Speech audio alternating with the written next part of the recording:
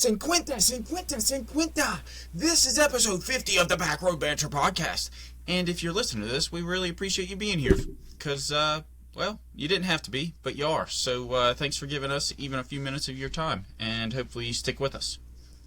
Yeah, he lied, actually. You do have to be. You do have to be, and if you don't, you It's for die. class. Yeah. It's mandatory for class. We'll take death off the table, but... Court-ordered Backroad Banter podcast that you have to attend to right now.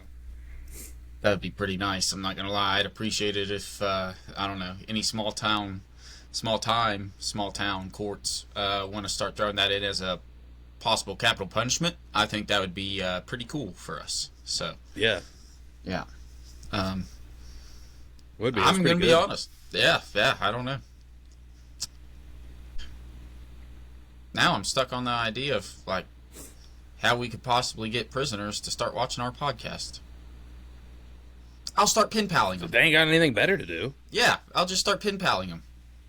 Yeah, there you go. You know what I could do? Send them naked pictures and hope would be like, hey, these keep coming if you give us views. You could do that. I don't know how well she would or wouldn't like it, but you could do it. You could at least attempt it. I could do it of other people's wives. That way mine is safe. I think that's true, actually. I think that'd be the most respectful. I'll just get a pool together. I'll put it up on Instagram. Just be like, hey, if anybody's willing to just send me nudes of their wives, not for myself, of course. I'll put that in quotations. Not for myself. Yeah, definitely not for us. No, definitely not. And it's just a social experiment. See how big we can get. Yeah, right. Yeah, it's for the prisoners. It's we're doing a service to the justice system or something. I don't know. No, we really are. If you think about it, that's how you really inflict reform. You make sure that if you guys want to keep this coming, no more stabby. You gotta stay good. And then they're like, You know what? That could reform him too, because you could just be like, look, like you could experience this in real life if you were to just behave. But if you don't want to behave, you'll be in here forever. You know what? Having sex with dudes. Yeah. You've got no better option. I mean, you might as well just behave and try to at least get some pictures. Yeah. Right. Well, there we go, guys. Whether that stays in here or not, that's the opening to episode 50 of the podcast. That one might be up there for best intro opening. Of the year. Yeah. I don't think it won, but I think it could be considered. It might be up there just because. Yeah, who knows? All right. Well, what the heck's been going on? How you been this last week? I would ask the public, but I don't care about them. I'm here for you. Right. I've been working, dude. Just work. Yep. Yeah, ever since our last recording day, edited. We fought with our software yet again, as we do. It's pretty par for the course for us. Yeah. I bought some new clothes. I'm actually wearing some of them right now. I got this nice crew neck on, dude. I tapped back in the high school Nathan attire.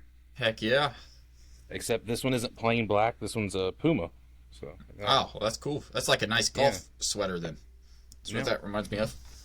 Yeah, and then my buddy at work, who this is crazy because like I mean you've seen me, like anybody that has watched this that has only seen me on this camera might not fully understand. Like I'm a pretty large dude. This guy at work gave me a whole bunch of like brand new clothes that were too small for him. Yeah, so I got this bag of like brand new shit. That doesn't. So here's why. The only reason it surprises me. Actually, it doesn't surprise me that much because I just see too many. Like I'm around too many people that are pretty big, and I don't even consider you that big now. But I don't know. I'm also used to you just being, bigger than me. Yeah, so you know what I mean. I've looked like this for a long time. And I've been there. Like we have not changed our statures in much. So to me, it's just like when we get together. I haven't changed mine in 10 us. Years. I literally, it's funny. Like 10 that's years really ago, awesome. I was probably like 100 pounds lighter. That was, dude, that'd be a rough 10 years in college. Actually, college. How long's it been since you were in college? It hasn't been 10 years, has it? Since I was in college, no. Since we started college, yeah. Close. It's 10 years ago was the beginning of our senior year. It's because we're 28. We turned 18 10 years We ago. were 18 throughout our senior year. Yeah. We were going buying fucking $1.95 cans of Copenhagen Mint from the Sunoco that is now a bar. That's so yeah, that's such a weird statement. And the reason it's weird is because if you saw this place as a Sunoco, you'd be like, that'll never be anything. Because Oh, fuck no. It couldn't have been anything but a Sunoco, but nope, now it's a bar. They still have the refrigerators where they used to keep like the sodas and shit. Nuh-uh. And they just keep beer in there now. Yeah, it's like behind the bar. You haven't been in there yet? Nah. Dude, we'll have to, like, at the very That's least, funny. whenever because I'm in for a week for Christmas, so at the very least, like, even if we don't hang out there, we gotta get you to go in there for like 1 or 2 drinks just so you can see it. Like, we'll go in there like right when it opens at like 4 or 5 p.m. Just go in there just long enough for you to see it, and then we can leave, because I will say this, like, this little rinky-dink bar, but for it being an old Sunoco, it looks like pretty fucking solid. Like like they did about as good of a job as they possibly could have with what they had. Yeah. So I'll give them that. I'm not surprised to an extent. Obviously, I haven't seen it, but I'm not surprised to hear that only because the owners are well versed in. Alcohol? One, they all have nice shit, but Oh. also they know how to open up a nice little bar. I do believe that the owner helped open up the 10th hole. Was a associate with helping up the 10th hole. I think that is correct. I think you're right. And that was always. I mean, we were obviously in high school, but we know what it looked like inside and what was in there. That was a nice little bar in itself too. That was a nice adult bar. I wish that we had gotten to be adults while like legal drinking age adults while that was still open, because they had like the gambling machines. I wish so too, because I would later go on to work with the guy that owned that, and that would have been even cooler. Or worked for the guy that owned it. So True. yeah, that would have been cool. No, I used to think about that a lot whenever Lockhart, the business manager for the place that I used to work at, if it was like, it didn't matter if it was 8 o'clock or if it was 11 o'clock at night. This guy lived an hour away. If they ran out of money, he would have to drive from his house to the office to pick up a thing of cash to then bring it to the bar so that they could continue to serve drinks and stuff. Operate, yeah, that's sweet. And I just remember hearing, like, he enjoyed it, but all of the horror stories of that, I was like, man, that would suck. That would be terrible. Yeah. Mm. Do you And remember he wasn't when, an owner. He was just a worker. So, like, it's not like that was his money that he was making by going and doing that. Yeah. Do you remember Mom's friend Charlotte that robbed or I don't want to say robbed, that makes it sound like she, like, used force. But she stole the money from the thing and then got arrested and then got mad at my mom for not bailing her out. Dude, your mom and Charlotte are the people that pop into my head when I think of that place. Yeah, because Mom would go there all the time. She'd, like, win money and shit. All the time. Even when she And wasn't then winning money. Charlotte would go in there and win money in a different way. And then proceeded, that's the funny thing is, she actually won a lot of money too.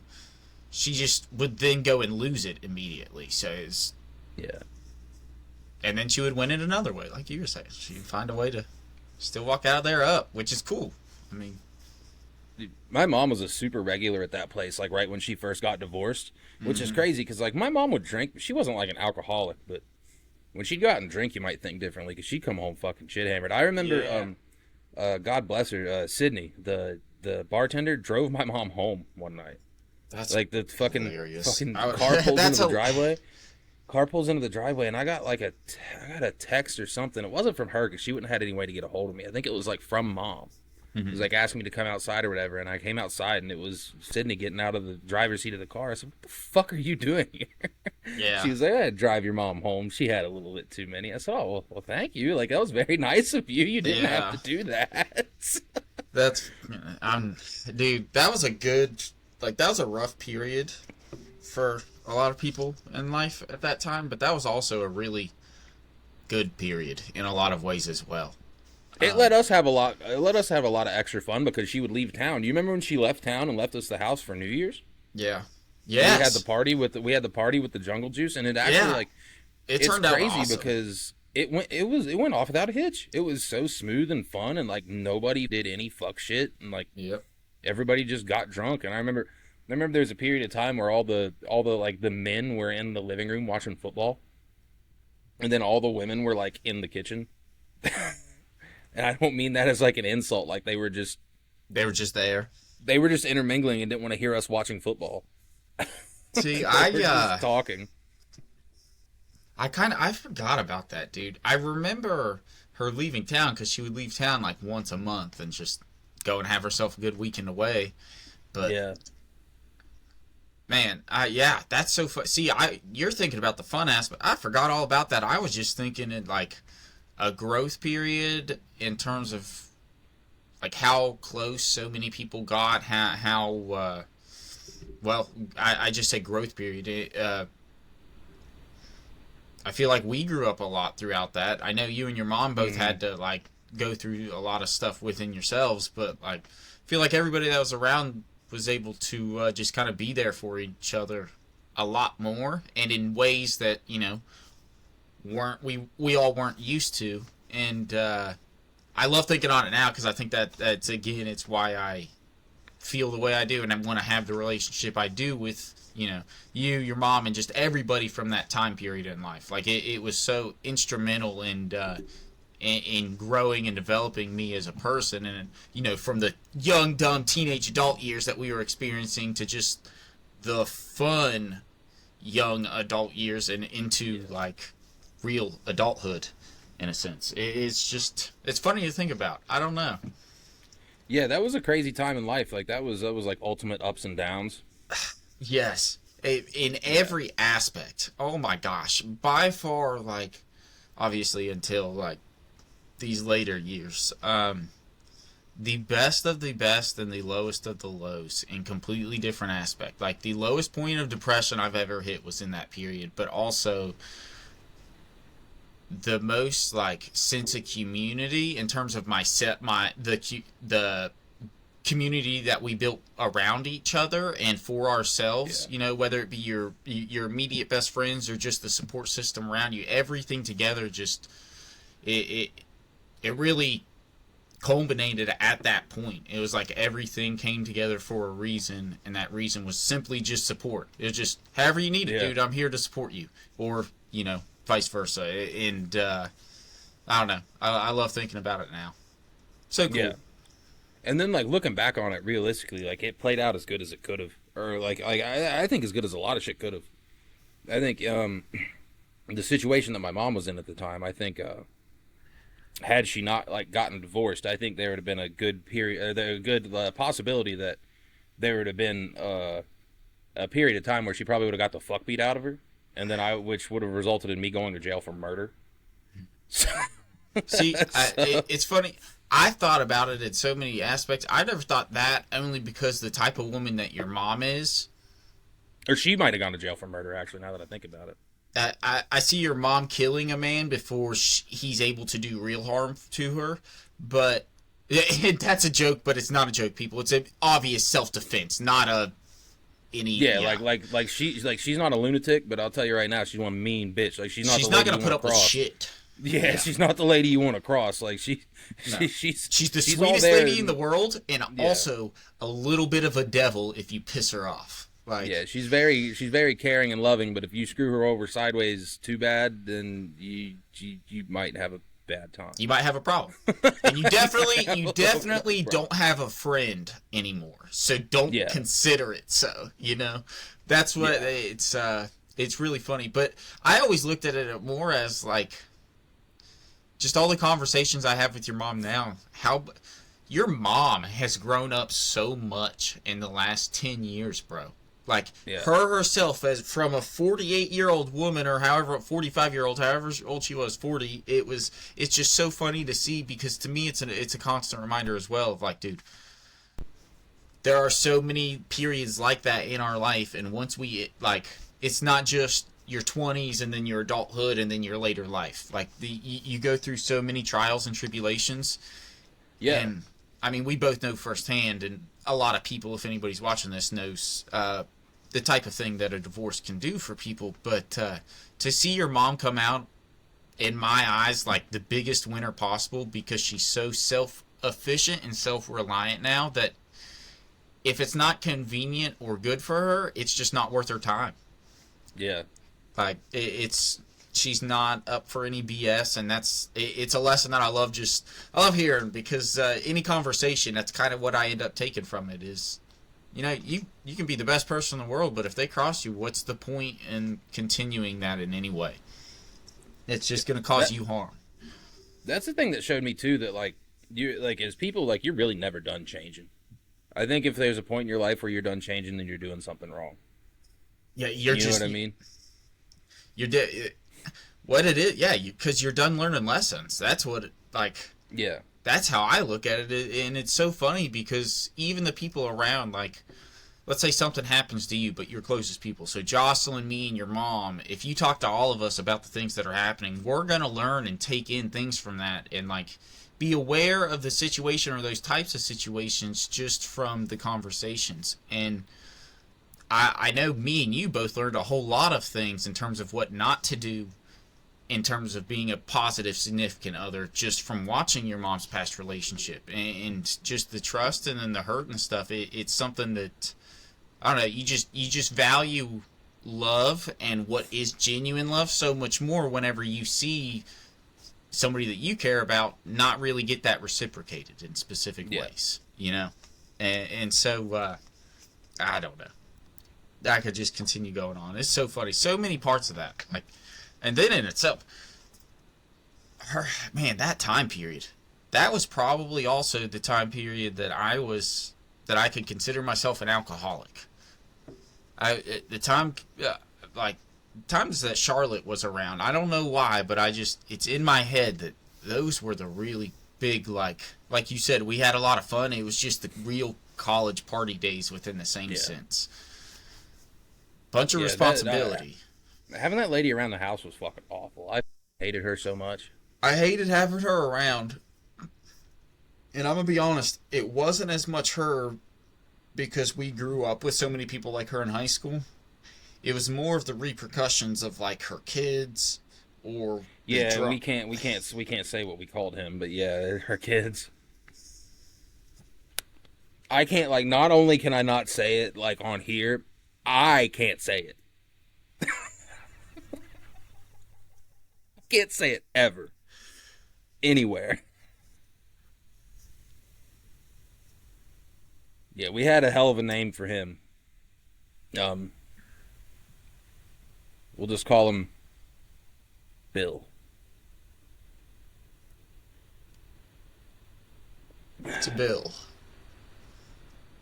Which was not his name, but that's what we're going to call him. It's also not what we called him. That's what we're going to call him. It also was not his actual name. Yes. It wasn't even a name. It was an insult. It was an insult, and it was. I'm going to be honest, it wasn't an insult. It was a descriptor. Oh, yeah, for sure. It was 100% an adjective. If you want to talk about describing, it was just a describing word. It's just something you throw on so that you get the emphasis of the type of person it is. Or they are, or whatever it is. Just fucking that's a bad kid, dude. You think you've ever seen a bad kid in your life? You've never seen a bad kid. This kid was bad. Dude. Oh my gosh. What is this? It's just his bad behavior and his bad little face. And we're saying little because we mean this was a Chucky doll. This was a Chucky doll brought to life and brought to the age of whatever it was. First grade. Yeah, I'm surprised that he never, like, tortured the cats or anything. Like, that's how much of a weirdo this kid was. Like, he was a bad kid. Yeah. Oh my gosh. And it's I don't even know. That's wild. Yeah, so there was so much shit that we had to put up with them. Dude, I forgot about that. They were some wackos. That is and that holy shit. That whole family. Man, if anybody I think Sarah was pretty normal. Like, she seemed relatively normal. The about daughter, as normal as you can be for the situation. The daughter's she turned out normal too, it seems. Mm-hmm. But yeah, the rest of them are fucked. The rest of them are fucked. Yep, and that's just shows that you can have it. Let me see. Think of a way to put this. Your mom and dad, one of them can be fuck ups, but you both can't be. Because if you both are, then the chances is probably, I'm going to put it at like 80% that you're just not going to try. Yeah, you're gonna get like it's a very like bad hand of cards to play with for sure. Yep. Yeah. Very funny. Yeah, man, we got super sidetracked. All I did was work, and I got free shit, and I bought some shit too. But we'll circle that. What all did you get into? Did you have any work activities? I know the end of the semester's coming up. It's coming up now, dude. This week is packed. I have so many events this week, so much stuff. Graduation, hooding ceremony, plus a bunch of dinners and a possible senior recital and a lot of stuff. It's really packed with work, but that's whatever. I'm coming up on the end of the year, and I'm very excited because at the beginning of the year I made a little checklist on a Post-it note of financial goals and then personal goals that I wanted to accomplish. I have failed 90% of those, but I've accomplished some of them, and I'm really excited to see about which ones I accomplished and where I'm at. I have made some progress on my coloring book, as usual. I made some really good progress today. This is not on my coloring book, but if anybody watches this, go check out the 12 Days of Christmas, December 14th through 25th on Glenville State University website, and you will find my coloring sheet along with some various other activities. Wyatt, this is a coloring sheet that I drew up, and I'm very excited about it because it turned out kick-ass after a lot of different adaptations and renderings. That is pretty cool. Dude, yeah. If you added a couple pounds onto that guy, that could be me. Why the fuck was I never the pioneer? Why did it ever cross my mind? It could be anybody. You should have been Adeline, the pioneer this year. Kick butt. She's awesome. She's literally the best pioneer I've seen. But it's actually just I had drawn that already for my coloring book because the statue's just out front, the fine arts. But I went in and I was like, I'll take out the gun and I'll make it all Christmassy. So my first adaptation of it made the candy cane look a little limp and sloggy, and so it looked like a dick hanging over his shoulder. So I had to change it. And that was told to me by multiple people. So that's how I know that it was not just me. Yeah, so I made a copy of that design. I'm going to make an inappropriate version for us for that, just to laugh at. Absolutely. But I'm excited for that because that's fun. Other than that, just regular work stuff. It's whatever. I do like this. I do like this little Christmas sheet though. It's pretty good. I feel like there's a lot of edits. There's a lot of edits that you could make to this thing to make it funny, but he would have to no longer be the pioneer at all. But there are a lot of ideas that like are popping into my mind right now. The first one that I heard was you said you took away the gun and made it Christmassy. It would have been really funny if you just gave him more guns. If he was just strapped to the gills. I see what you're saying. Well, here's the first one. So here's the actual coloring sheet that'll be in my coloring book, because that's what that's my version of it anyways. That's what it looks like. So that's what I mean when I took away the gun. But it would be funny if I just made him Rambo.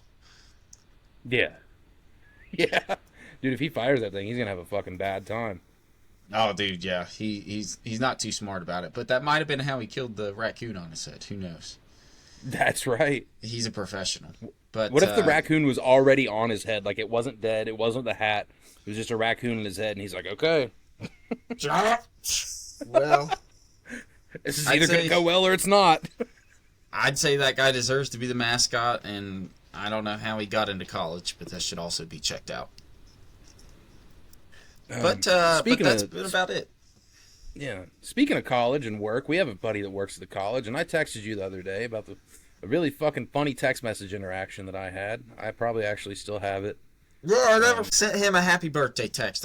Dude, it's so funny. I saw him the day before too. Ran into him while I was taking a video for Evans, and I said, "Hey man," because we were walking down the hall by the pool, and you know how it echoes. I made sure it was really loud because my coworker and Evans was with me, so I was like, "Hey man," he said, "What's up?"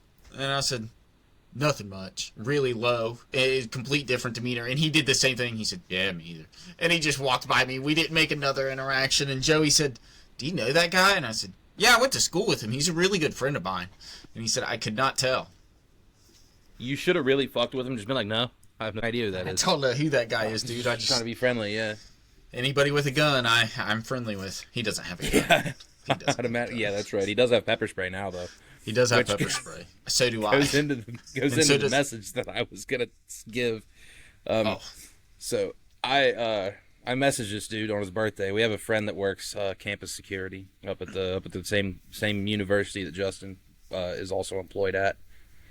I texted him a few days ago. I said, "Happy birthday, man," and he responds. It was on Snapchat, so I didn't have it saved. It disappeared after 24 hours. He responds, "Thanks, man. I got pepper sprayed today." I said, "What? What the fuck happened?" And if anybody, like, if you were to know him, you were to understand why I was a little more skeptical. Instead of just chalking it up to it being his job, but apparently it was for his job. And it's like as a cop, you know, the old thing that you've heard that like cops can't carry tasers until they get tased by one. That's real. That's not a wives' tale that people just like make up. That's real shit. And apparently the same thing applies for not cops and pepper spray, because he got pepper spray. He said, "Yeah, don't recommend." I was like, "Yep, I've been planning on it. I'm good." Was not planning on it. That's when Wyatt texted me that all I asked him was, I hope it was for his job. And it's also because, as Wyatt said, you have to be a little skeptical knowing this guy. And you never 100% know. You hope, but you never know. And I automatically thought, I've been tased a bunch. I'll take a taser any day of the week. I would never volunteer for pepper spray. So the you'd fact have to give me like a free couple weeks off work paid. And here's the extra reason why. Here's why. Love you, Sealy. Nothing against you. This is against our job. Obviously, our job. You work at a campus. You work on campus as a campus security guard. I can go to any convenience store and buy a thing of pepper spray. I don't care how strong, I can buy pepper spray. Yeah. You are no more entitled than I am by what you're carrying, and they made you go through that horse shit. That's bullshit. You did not break the law. Unless you did. Unless you did, yeah, maybe you did. Unless you did. I'm sure he has at some point. I think we all have. Yeah. No, not me, ever. No, sirree. I'm the friend of the law. I abide all. I actually make laws up myself. I get to make up new laws. Those are the ones I abide. I've made up a couple that have kept me out of trouble. Yeah. Yeah. I have to make up some so I don't turn myself in on. I'm so good that I'll turn myself in on bad shit. So I have to make up new laws really quick in the Constitution just so I don't. But it's just the point of pepper spray is something too common to where, that's not firearm training or anything. Yeah. Fuck you. That's bullshit. What if they did the same thing with guns? They're like, yeah, all right, before you carry a gun, we have to shoot you. You have to know what it feels like to be. Well, that's the same logic. That makes no sense. Because here's the thing. It doesn't matter if I know how much this pepper spray hurts. If there's somebody that's a bad guy, shouldn't I just pepper spray him and not be like, does it hurt bad enough to where what he's doing is entitling of being sprayed? Or is it like... That's just stupid. That's just stupid. That's absolutely whether you've been sprayed or not, I think when it comes to I have to pepper spray this guy, I think whether you've been sprayed or not, the guidelines are still the same. And you know what? There are some situations you should and some situations you shouldn't. You should not. And I think that's it's almost common sense. You're going to know. It's situational awareness is what it is. And in my mind, it's like, are you in danger? Is somebody else in danger? If the answer is no, then probably no. Then you probably don't have to pepper spray him. Well, I have these questions now. If I'm a criminal and the cops have pepper sprayed me in the past, am I then automatically eligible to carry pepper spray if I become a university security guard? Oh. Like, yep, sorry, bro. Been there, done that. Past experience, man, I ain't got no worries with that. Yep. 09, 11, and 17. I had 3 different encounters. Neither of them were okay. Yeah. You guys have still not upgraded the pepper spray. Trust me, I've had all the kinds. Is that the M64? Shit. Let me know when they get to the 80. The M80's where it's at. That's the bullshit that they need to start instituting. Until then, don't spray anybody. That's stupid. Yeah. That's so dumb. I feel bad for him, dude. And surely, like, he had to have some say in when he did it, right? Like, why would you pick your birthday? Why would you pick your birthday? Unless he was about to have a couple days off. Unless he was, which it was Friday. So if, maybe he was about to have a couple days off. Was it Friday? I thought it was Thursday. It was either, I don't know. Well, it was Thursday. Yeah, his birthday's the 4th. Yeah. It was Thursday. See, his is the same day as Colby's. It's funny. I always think of Colby on the 4th. It's also the same day as my brother-in-law, Devin. Happy past birthday, Devin! He doesn't watch this. And if he did, I missed He'd be a lot cooler if he did. Maybe I'll tell him to. Yeah. Maybe that's why you didn't tell him happy birthday. Is because he doesn't watch it. You just don't do it, yeah. We will start shouting out. He just had a birthday. He said a birthday, not a happy birthday. He just got a birthday. He just got a birthday. Birthday, Devin. Yeah, just birthday. Yeah, you don't have a happy birthday. If you don't watch this, you don't have a happy birthday. You just have a birthday. You just have a birthday. That might have been why I just had a birthday, because I don't watch this. I just do it. I'm just here. I try to, dude, I haven't watched it in probably 15 plus episodes. I usually try to watch a little bit of each, but I just have not been getting to it. Been too busy. The old crank's been jerking, and I have been on it. I cannot do anything but just sit and watch, making sure that the old wheel does not stop, as they say. Hell yeah. Yep, people say that. But that's right. They might, and if they don't, they should. I got all kinds of shit. But they're just random, so I don't know. We can get into it at a point. This has to do with last week before we end. Glenville State got their new coach, buddy. We got our new head coach. For football, I'm assuming? For football, yep. He is the defensive... I think he was the defensive one of the defensive coaches at WVU last year. Yeah, he graduated college in like 2014 or 2015, so he's not super old either. I'm pretty excited for it. I should actually... So he coached for WVU like this past season, or this like the 2025 season, or last season, 2024 season. This past season. So he's under Rich Rod. That's pretty cool. Yes. Yeah. Yep. Coach, get out of here. Jake Castile. Huh. Yep. Well, congratulations to him.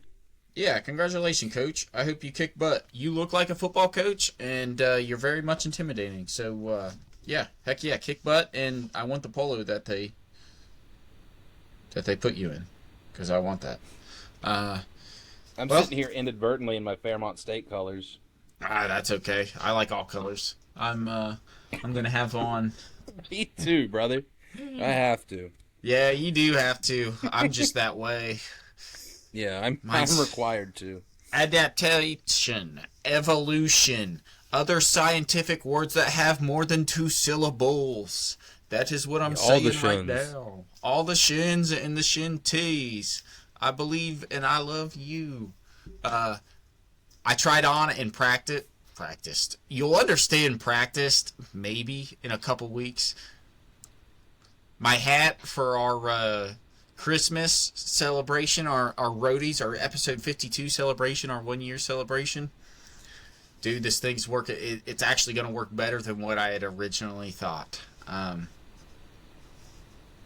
very excited for it. I want to just give it away, but it's going to be such a nice surprise. I need to move it so I stop thinking about it, because every time I'm in here, I do that.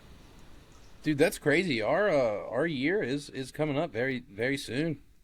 2 weeks after this, man. Actually, in about 2 weeks, we'll be recording it. Yes. That is true. I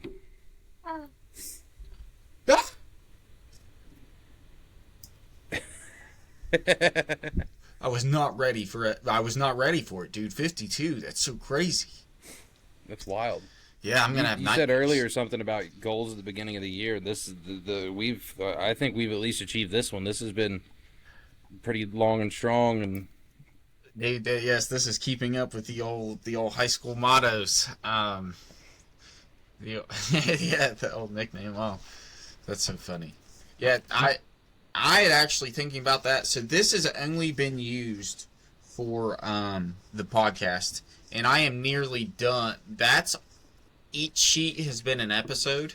So and then some notes and different shit, but we're about done, dude. It's so crazy. It's so great to see, to be able to look back, just have this notebook, and I got so much shit that probably haven't talked about that one day we could go back through and run a machine gun over. It would just be really cool. yeah, yeah, that's right. We could just run a machine gun over it. Why not? I don't know. I know you're going to be an Nothing's stopping operator us. here soon. We'll get a D7 Zoser for you and a machine gun for me, and we'll just run this thing over between the two of us. We'll have a lot of fun. It'll actually be short. I think this is a good time to go into our. We talked about it last week. We're doing it now. Actually, before we do this, I want to do our reviews a little bit early because I want to put one of these bad boys in because it's nicotine time. But it's gonna be my I'd love review for him to. because it's brand new. It's not. I don't know if it's brand new. I think they've been out for a while, but it's brand new to me. And it's So going to it's be to me cheese. if it's good. Yeah, they do taste good. I haven't had the wintergreen one, but I've had the mint one. But I went to the Sheets today because I was almost out of Zins, and I saw these guys, and I said maybe I should mix it up while also going back to my roots. I got 2 cans of spit-free Copenhagen, thinking it was going to be exactly like Zins. I'll tell you right now, it is not. They're not exactly like Zins. What does it mean, spit free? It's basically you're not like you don't have to spit the tobacco out. It apparently won't kill you. So that's just like nicotine pouches. Yeah, but but the crazy thing is they're not. Like they have some tobacco in them. I think it's like really. Huh. I'm gonna try one of these wintergreen ones now. I've had a couple of the mint ones. They taste very good. They taste like Compare. we used to. Let me know what this wintergreen tastes like, because if it is like snuff, that's what I'm going to go to. This doesn't even smell like wintergreen. It smells like spearmint. That's gay.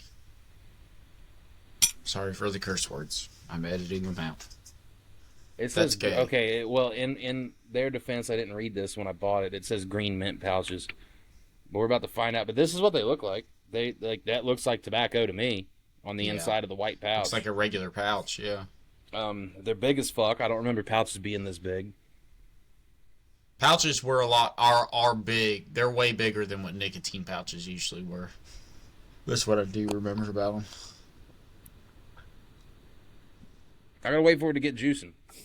I think it tastes pretty good. Does it really? How is it to wintergreen?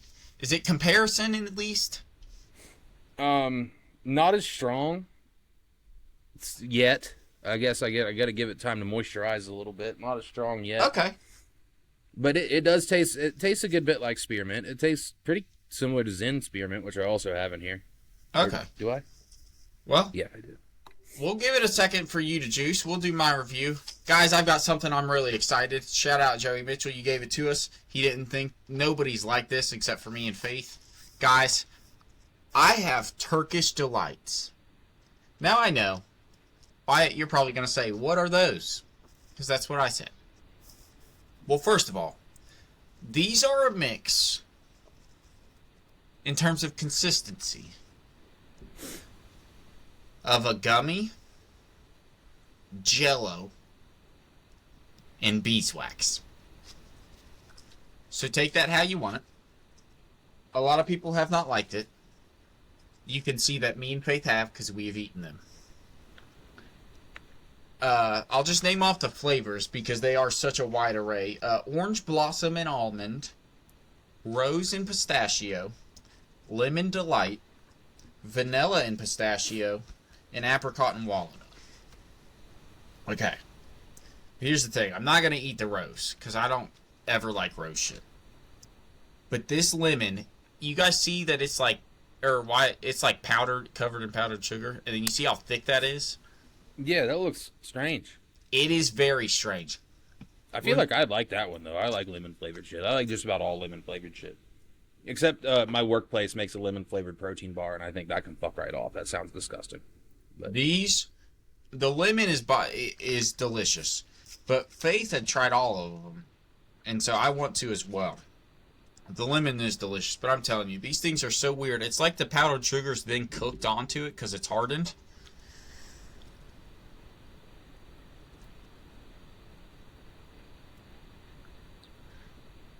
Okay, this orange is awesome. is it? I myself, me and Faith really like these.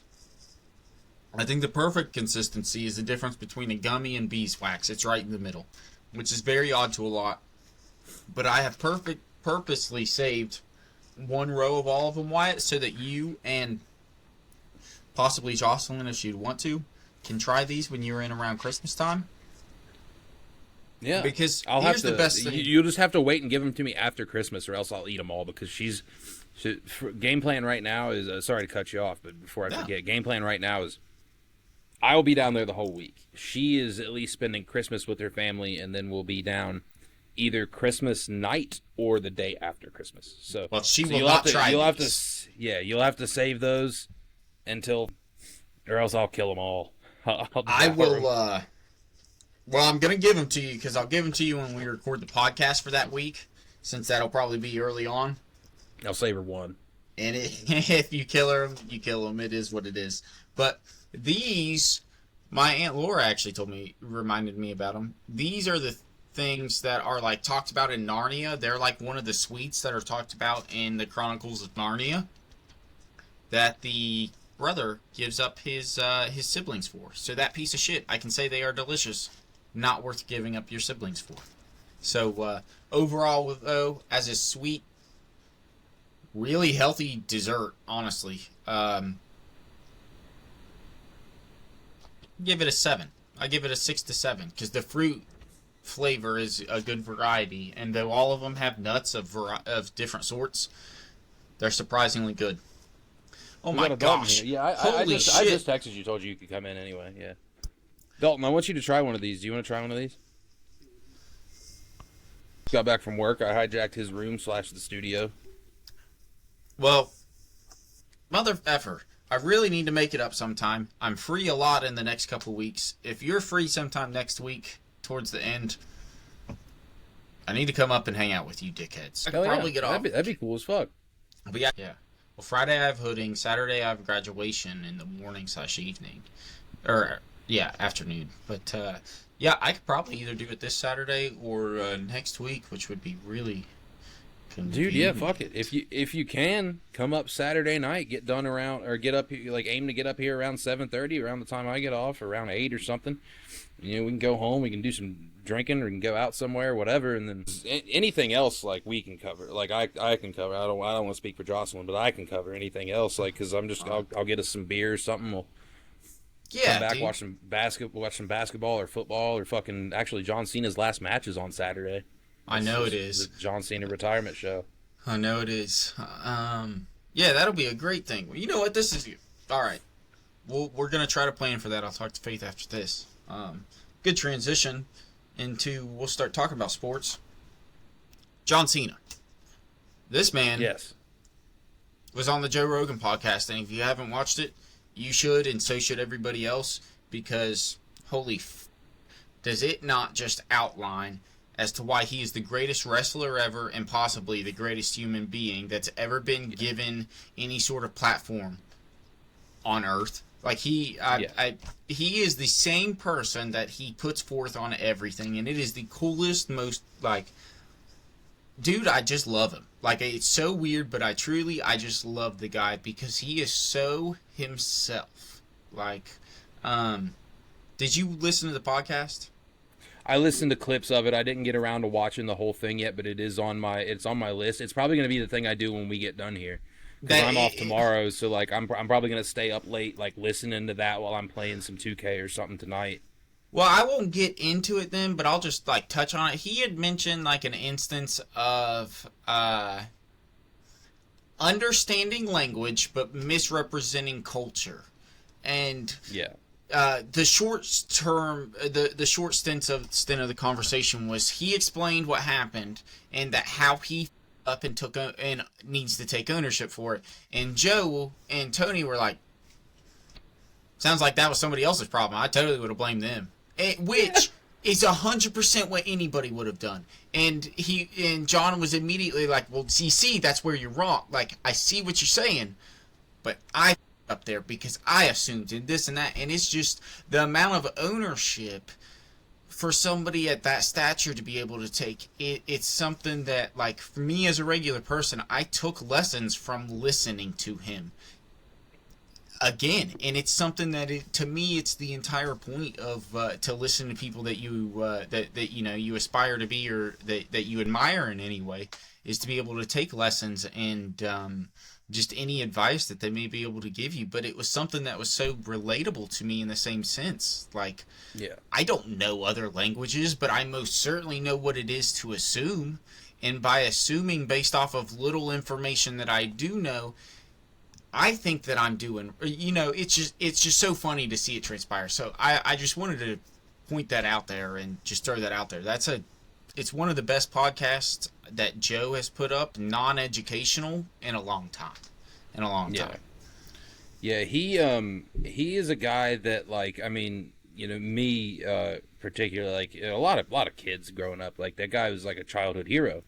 And it's crazy to, grow up and with him phasing out of wrestling and talking about more about his life and, even about his career and about this and that. Like, you get to know a little bit more about who he is, and you're like, damn, that guy might be more of an adulthood hero to me than he was a childhood hero, because he's like, that guy is fucking, dude, he's all about hard work and being a good dude, and admitting his faults where they are, and like, he learning from him is the biggest thing. And that's something that, like, we all, especially as young adults, like, we're still in that phase. But so anybody that's 35, 40, 50 plus, they've had more of it. But he learns from every single truly learns from every mistake, or seems to, and does not take. He takes the blame, or takes the understanding of the blame that is his. And I really love that you said that. More of an adulthood hero than childhood, and I absolutely agree.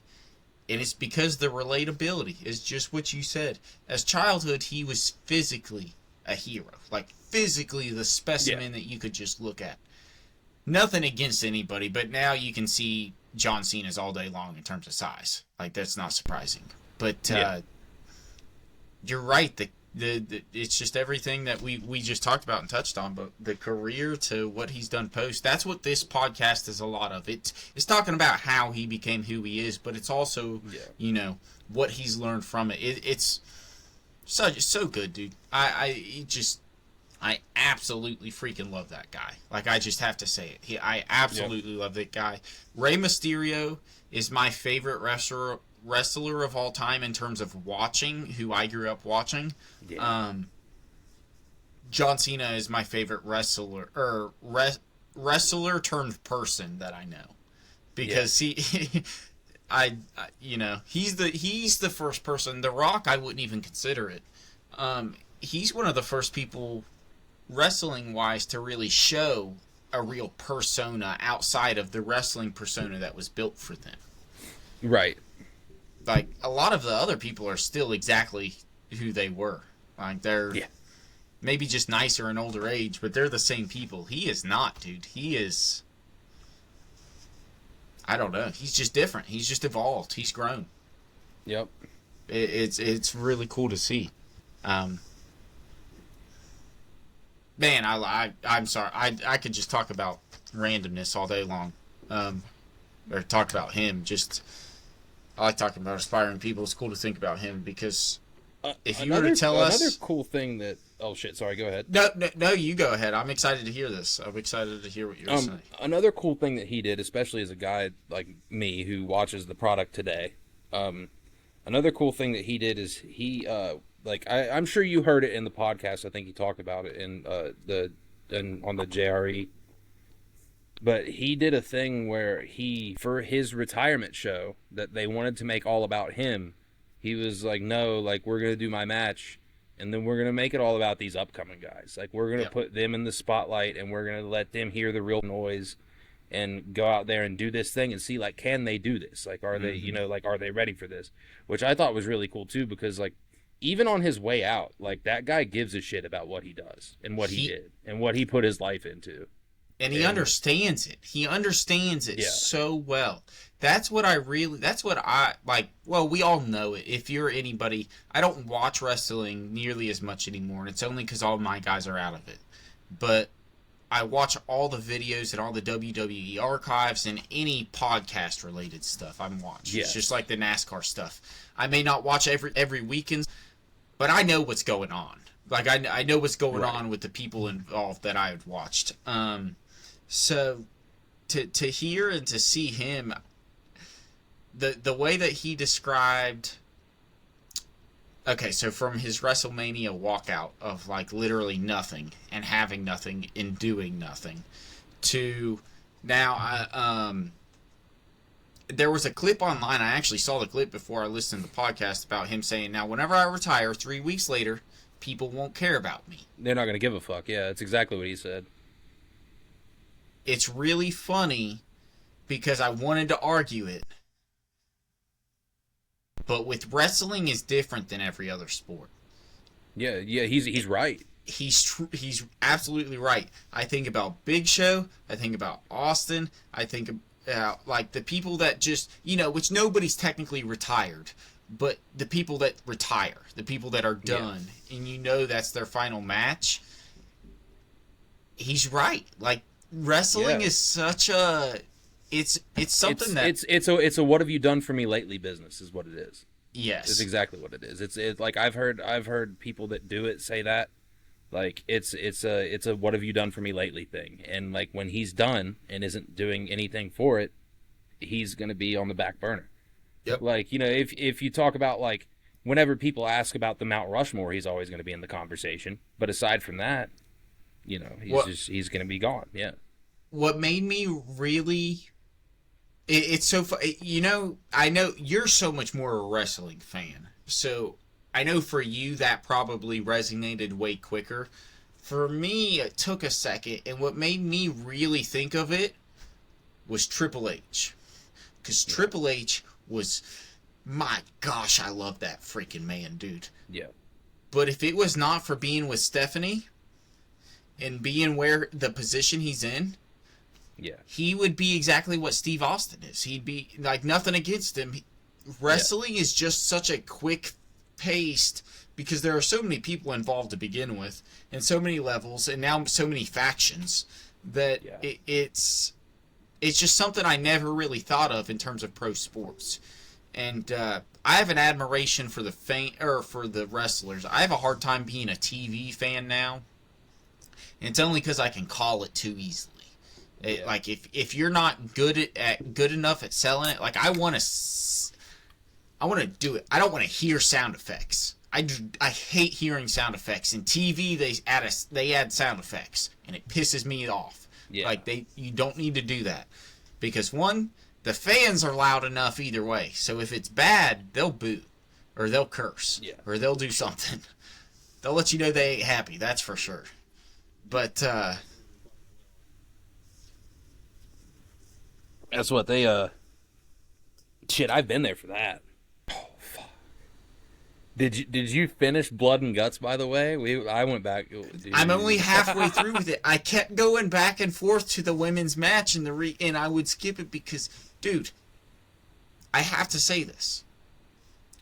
No matter how much it pissed me off because I could tell that it was fake and this and that, the Blood and Guts was not. And I'll tell you what, these Sky women... Blues bleeding buckets, dude. I give all these women, you may be poor actors, but I give you all props because you are real men. Maniacs. Oh my gosh. Crazy. You guys are bosses. You guys deserve everything you're getting and more for the simple things that you're willing to put in and on harm's way technically. Like Yeah. it's insane, dude. AEW has definitely stepped up. This is the first thing I wanted to comment on. I haven't watched anything on HBO Max. It took me forever to get to that because it made me start at the first one of the year. Yeah. Holy cow, dude. I think it was like episode 87. 87 or some shit. Fix the AEW archives on HBO Max, please. Show us the most recent one first. I don't want to have to dig through 6 years of shit to find fucking blood and guts that happened 3 weeks ago. Please, like, just like make it easier to find. After the first little bit, I was literally like, okay, I'm just gonna time it out every 5 seconds. 1, 2, 3, 4, 5, and then I'd stop and see the date, and I'd be like, okay, so it may be this much longer. And then I'd time it to 7 seconds. It was like it takes forever to find that shit. Dude, I thought it was funny that they did that like the same week or maybe the week before WWE did War Games, and Blood and Guts was just head and shoulders above War Games, and that shit was on television. That wasn't pay-per-view. That was on TV, bro. I haven't seen. See, I only asked you that because I remember War Games. So is War Games going on? Yeah, because we watched it last last year. Damn. Yeah, War Games happened Thanksgiving weekend, and I didn't watch it because now the shows are on ESPN, and I'm not paying $30 a month for that garbage. Like John Cena's last match is on Peacock at least, but yeah, like since the ESPN switch, it's been horseshit. It's been bad, and like everybody said, it's been bad. And I'm not gonna pay $30 a month to watch it, even if it is good. Like you got to have something else on there, which they do. They have other sports and shit, but so do other streaming services if it's now. bad, I'm not paying for that. I'd rather keep using my girlfriend's HBO Max and watch AEW twice a week, which I watched Collision Saturday, and then I ended up tuning out because I had to go to bed. But what's that? Yeah, that's just another AEW show. It's like they have Dynamite and Collision, just like WWE has Raw and SmackDown. Oh, okay. So it's just okay. Except they don't have like a roster split thing. They just have everybody shows up on both shows, just whoever they want to put on there. Dude, I love that you just watched. I just watched. It was actually before I even started watching anything about the John Cena. That's how I like. That's what I mean. I'm an old school archive guy. Like I watch the archives. I watched the entire show of the what year is it? 2013? No, whatever. No, not 2013. Whatever year it is that they're having the draft and John Cena gets drafted over with. And then gets drafted back at the end of the show. That one? Yeah. Dude. I remember that.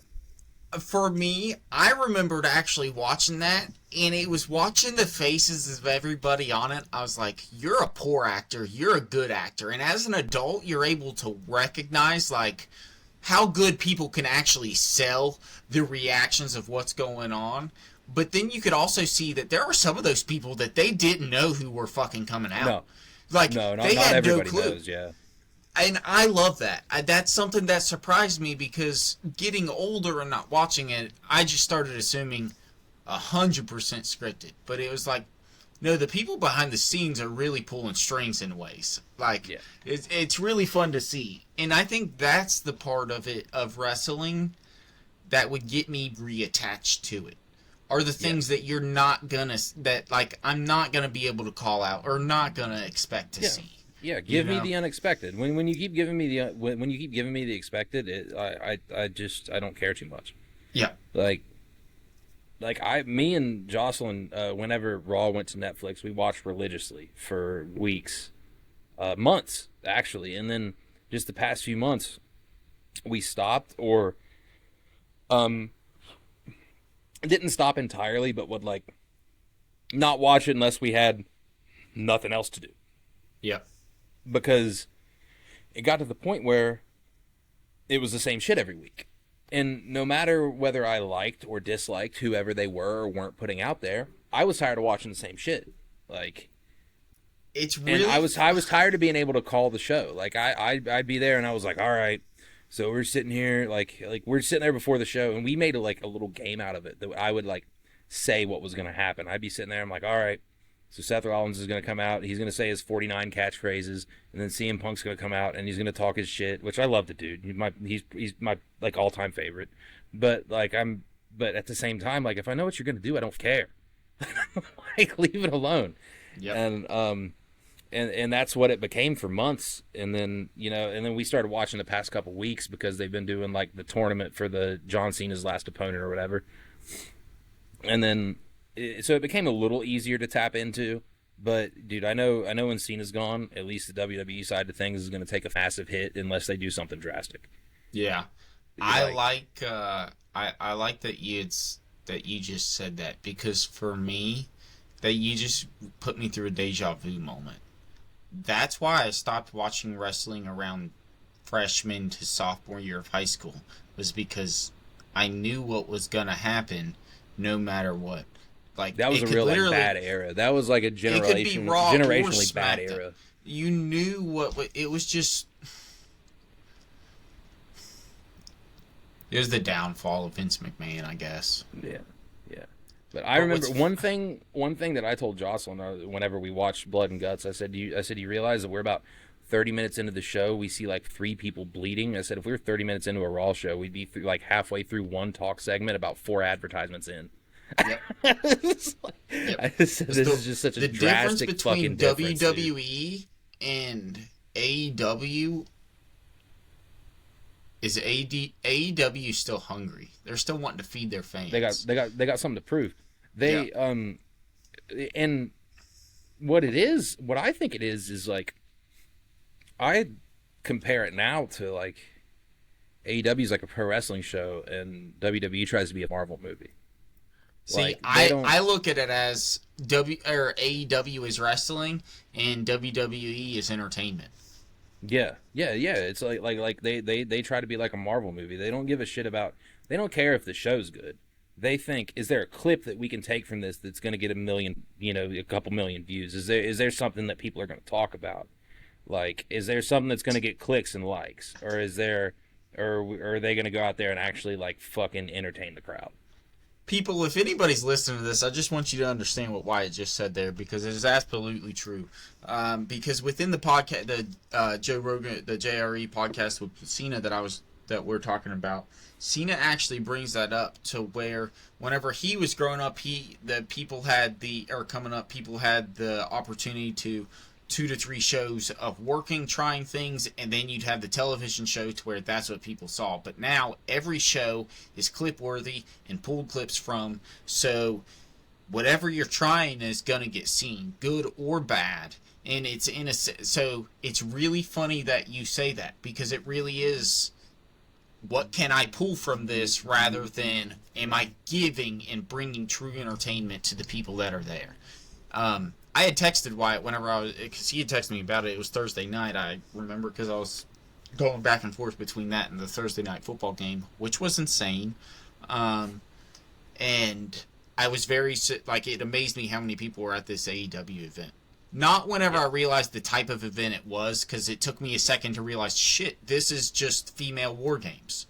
I think that's what I texted you, is this just their version and of War Games? that actually blew my mind, because I was like, holy shit, you remember what War Games is? Well, it was well, that's my era, that's my thing. That's what's so funny to me. Like, I know a lot of sports. It's just you got to find the time period that I know. Yeah, right. But that's what it reminded me of.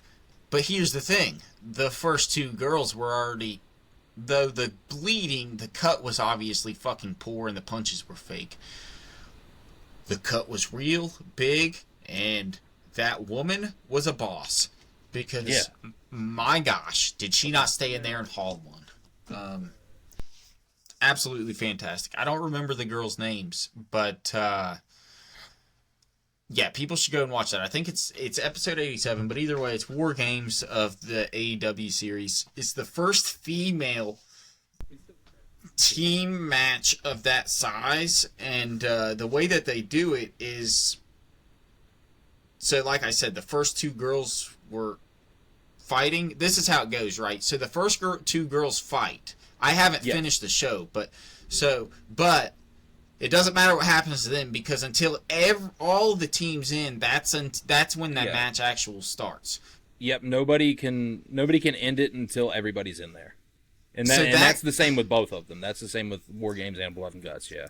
So you're just beating the crap out of each other, and that's what these women were doing. And that one girl slit her forehead. She slit her own forehead, but she slit her forehead and literally fought for, I'm guessing, more than 20 plus minutes. But it was a gore movie. It's so cool. I haven't finished the match, and it is still so cool, dude. Did you get to the point where she got powerbombed? That same lady, the Sky Blue that was bleeding buckets, got powerbombed off the top rope onto a table that didn't break? I don't think so. Dude, me, Jocelyn, and Dalton were watching that in the living room, and we all like simultaneously went, "Oh!" I might have to throw that back on there. It looked like it hurt like shit. And then the lady that like threw her onto the table that didn't break jumped on top of her, and the table fucking still didn't break. And I was like, "Oh my god, dude, that woman's gotta be hurting so bad." You know somebody in the back's getting in trouble for that one. Yeah. You did not cut those enough. Yeah, you did not pre-cut the table. Oh my gosh, dude. See, that's what upset me. So the first two women also grabbed weapons. Yeah. The bamboo sticks, if anybody doesn't know, which they cut, they put together, it doesn't hurt. Bamboo hurts. Bamboo hurts without it being cut, but bamboo hurts. Yeah. They use a lot of things that won't injure you, but they'll hurt. That trash can lid was not one. That's what pissed me off, was that it might have been Sky. I think it was Sky that had it, and it was the blonde that had the trash can lid. It was not fair because that trash can lid was doing no damage, and I know that bamboo was. Yeah, they were trading blows or whatever, and she's sitting there like smacking her with the trash can lid that would not hurt at all, and then the other one's like smacking the shit out of her with the kendo stick with the slits in it, and I'm like, dude, this is not the same thing. Like, he's like one of these stings like shit, and the other one is just what it is. That's what upset me. And well, for me, it's like the ethicalness of it. I guess it's me trying to be the HR person that I genuinely am inside. I think about human resources all the time and the fairness of it. What's that luck of the draw to be the first two and you draw a lid? You draw a trash can lid, dude. That's shit. That's bad. Yeah, dude, for real. Like, I'd be pretty pissed off. But maybe that's also why Sky had to cut her high. Scudder had to cut her head. Yeah, maybe. I feel like she just volunteered for that. She was like, "Fuck it, I'll do it." I bet a lot of them do. Why would you not? I mean, your to time do that out there. So yeah, to do that job, dude. To do that job, you got to be a little bit crazy. Like to do that job and do it well, and to be at like the top of what you do, you got to have a little bit of fucking insanity about your head. Yeah. Like, I don't see any way you don't. You know what I mean? Yeah, that's the thing. You have to really... You have to have the desire to succeed, which I have the desire to succeed. But you also have to have the desire... I don't have that much. I think I'm willing to hurt myself. It's the thing is the humiliation with it. Because that's not the only thing. That's one show. What's the next one? And but what's, as I just alluded to, what's the 86 before this? And so for me, it's like, it's not one instance. It's what could they all lead up to? And it's so funny because, like you think about people... Well, we could just use John Cena, for example. Like, him pulling on and, like, making the person he is out of the rap career. But, like, how many people would go and be like, yeah, I'm going to rap. I'm willing to rap for a wrestling show. I promise you, I wouldn't. That's one thing that I don't think I could do. And it's only because I don't think I'm clever enough in that sense. So, like... It's all, I don't know. I have to give them props. I have to give these people props for the guts that they have. Yeah. Yeah, those people are fucking out of their minds. But also, these women, we're too skanky. You don't need to be that skanky, women. I want to see colorful, fun outfits. I want to see you guys looking like my friend freaking Uni over here.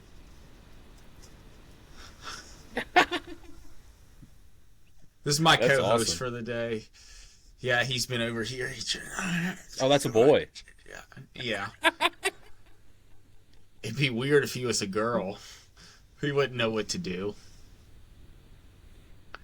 But anyways, Man. get back over there. I think this is a good time to transition into sprinkling some football real quick. The Steelers finally won.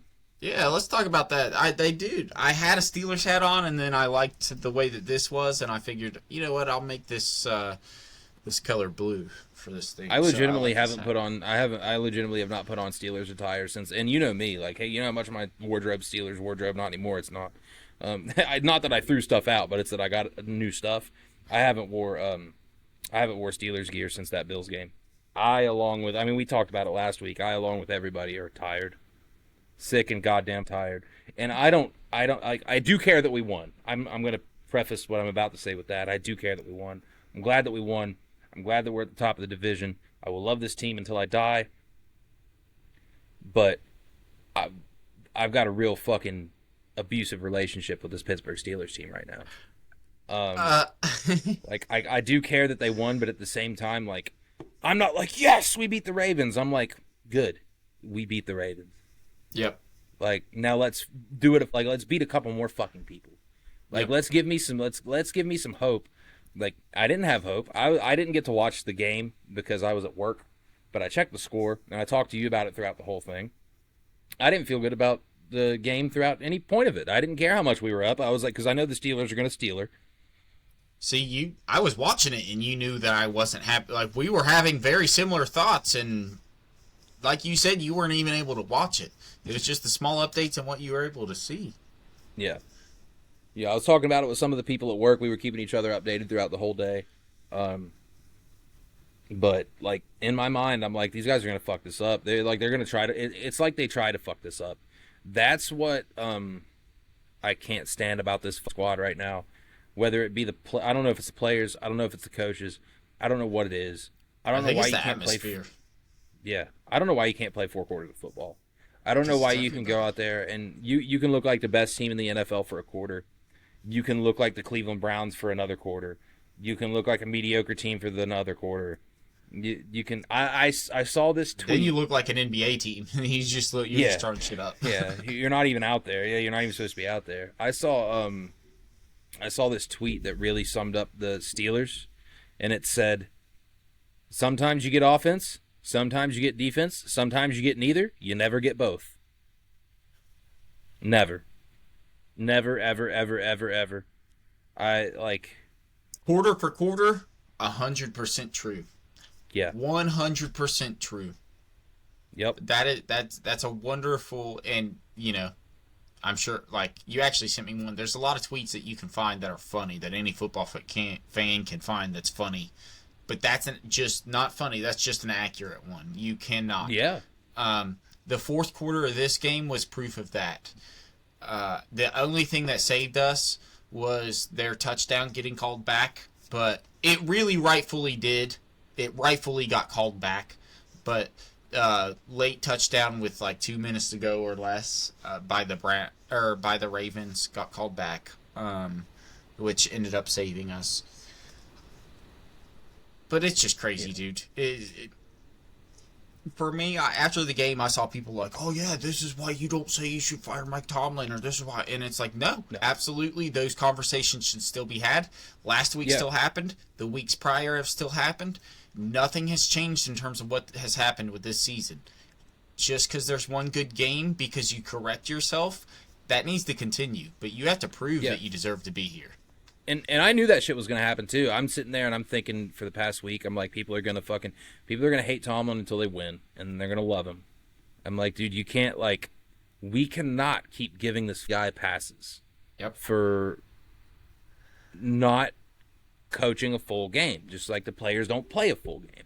We can't keep giving these guys passes. Fans can't, analysts can't, the team can't. You can't just keep letting this shit fly. I used to play football at a very low level, at a very fucking bad football school that was not ever good at football. We have won games, like when I played, and we've gotten absolutely reamed for the shit that we didn't do. We've gotten absolutely jumped on because even like there were some times that, we'd be playing like a shit school, like a really bad team, and we'd be up by 20 and be like, well, you guys should be up by 40 because these people fucking suck and you guys aren't doing what you're supposed to be doing. And that's what I think a lot of people are tuning out about this Steelers thing. Like, okay, we're 7-6. We should be better. Yeah. You know what I mean? We should be 10-3. We should be 10-3 right now. Yeah. No doubt about it. We should not be leading our division by a game. We should be destroying our division and be for sure like consideration for Super Bowl with everybody that we have. And I mean, I love that you started it because here's the thing. We say it every time we talk about him. We're fans of the Steelers. We're fans of Mike Tomlin. He has been the coach our entire lives, like in terms of what we have been true fans of. Love the guy. But if you're not producing, I'm sorry, just like Bill Belichick, maybe it's time to move on. Because it's a waste to too many players, but also it's a waste to us as fans. It's a waste to too many people that dedicate their lives and money. People that make 30, 40, even people that make $100,000 a year, $200,000 a year, they're spending money to be a fan of a losing franchise, and people that aren't caring because they're like, well, the TV money's coming in and they're still buying the jerseys, so at the end of the day, seem to be happy with what we're doing here. That's not right. That's it. The decision should never be about money. Profit, absolutely. Once you see profit, make sure you're going for the championship because that is the whole point in sports. It's not about anything other than winning. That's sports. Yeah. That's literally sport. That's competition. That's what frustrates me more and more with everything is that it ends up being about money, which I get. But money's going to come around if you provide to your fans. That's why you're at the level that you're all at to begin with. So take care of the competition, make sure that it is in place, and make sure that it is not going to be fretted with. That nobody is going to bet or do anything to assume or take any place against it. Because we just, like, as fans, I'd rather see as a number one hater of the Patriots, I'd rather see the Patriots win the Super Bowl again and know that everybody truly tried their best and nobody was fucked over. And gave a shit. But once you have the money, that's the thing. You're good. And it goes to I just alluded. I was talking about owners, but it goes to the players too. Once players got their contract incentives, a lot of people don't give a fuck too. It's the NBA is what showed me that. I can't say so much about the NFL because I don't know as much with their players, but the NBA showed me that players just care about money. My least favorite thing about the whole Tomlin situation is that everybody loves throwing out the people that are still guarding this guy with their lives are still throwing out. Well, if we fire him, he's gonna be hired. Like he's gonna get a new job within the week. Like there's gonna be fucking 28 teams that are gonna hire him. I'm like, that's fantastic, good for him. That doesn't mean he needs to stay here doing the same shit that he's on for 20 years that isn't getting us anywhere. I love Tomlin. I hope he does. But like you just said, it's not helping us.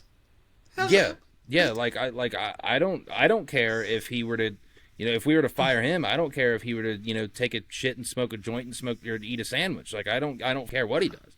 The fact of the matter is that he's like promoting and enabling pure mediocrity of the greatest football franchise in history, and we're coming up on real dangerous waters of losing that crown.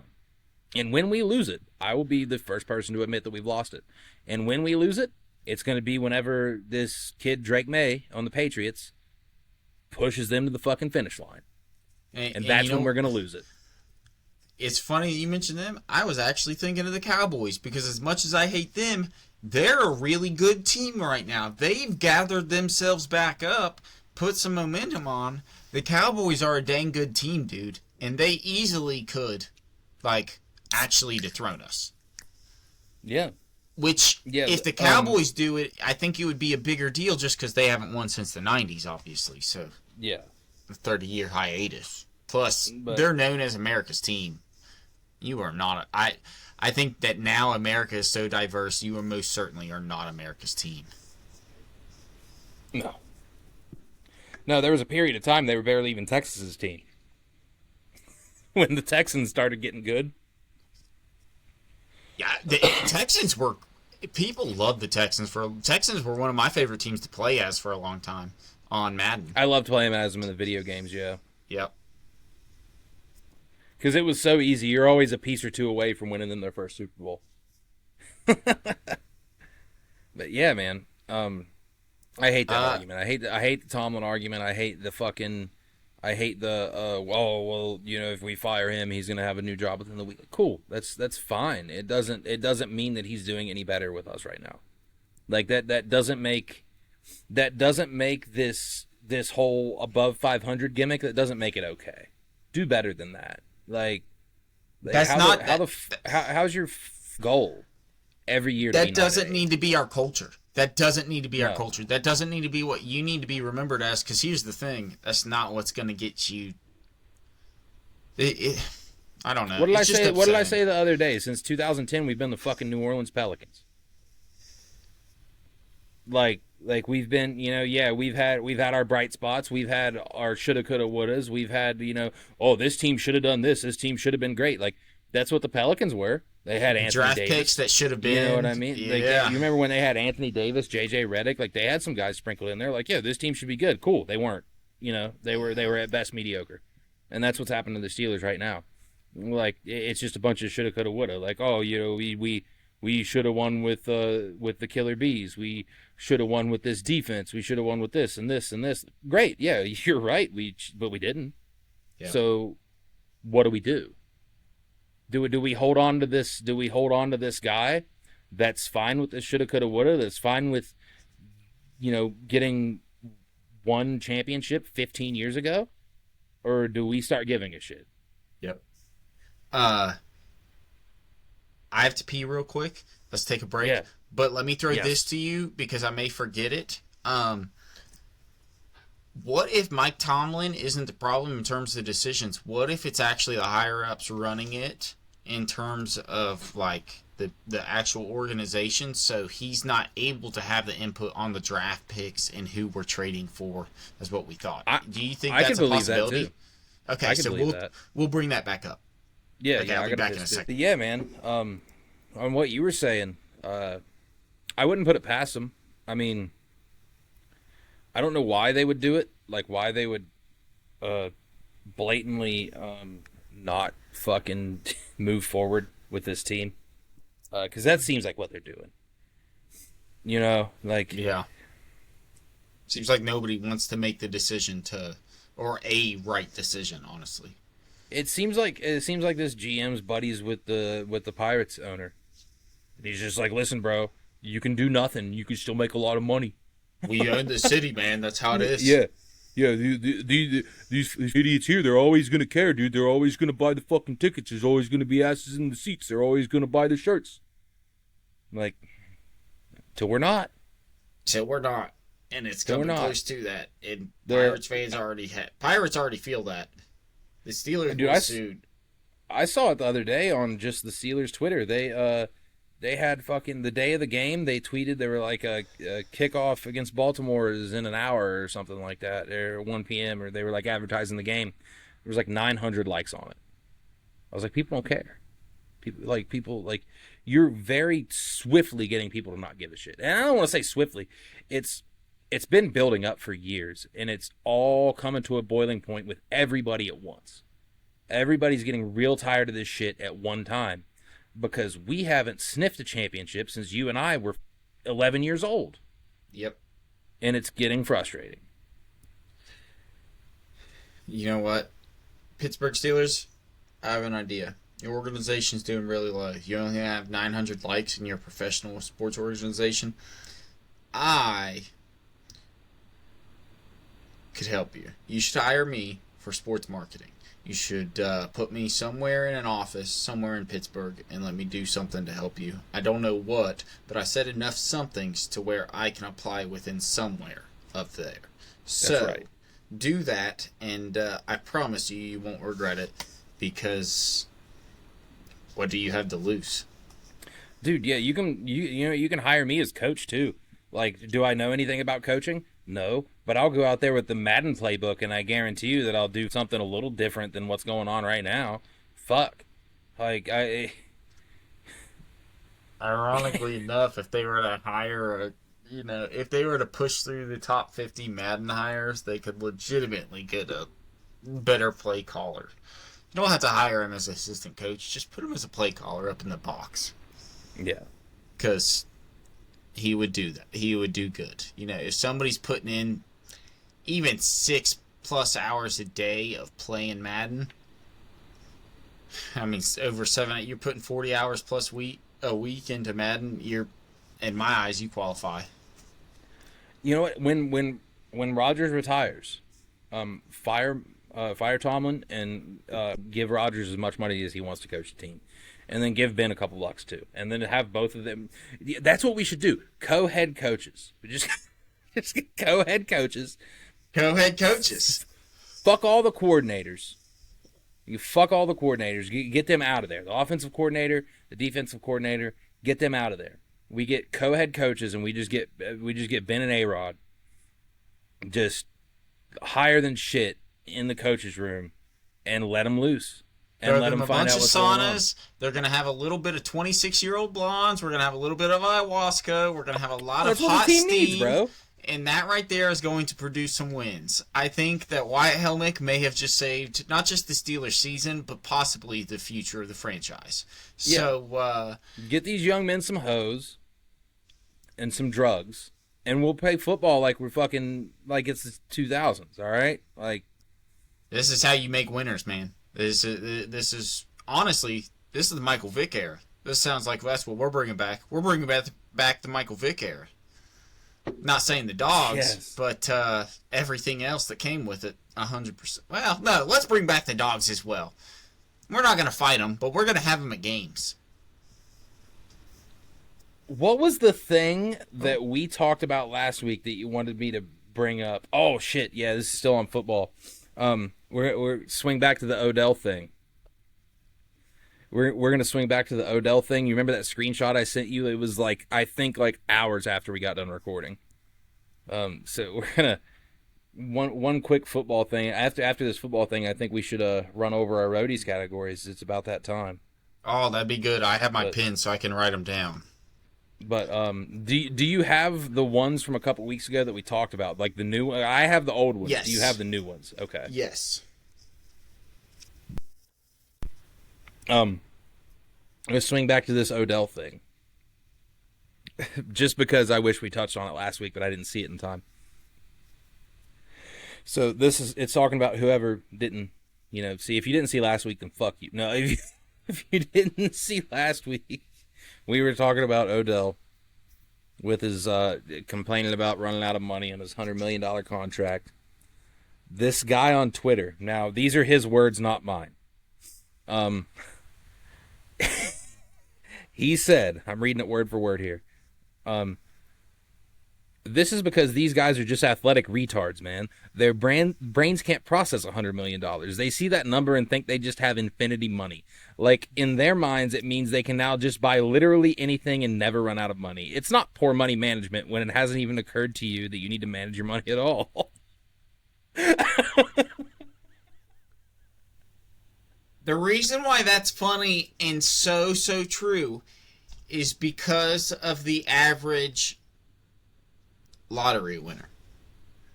The same thing applies. You realize that's more money than you ever would have made in your life, so you never... So, that was just a random person. They are smart. His Twitter name is Payroll Manager here. It is, dude. Okay. Well, Payroll Manager is on his ish right now because holy cow. His handle is @usinglyft.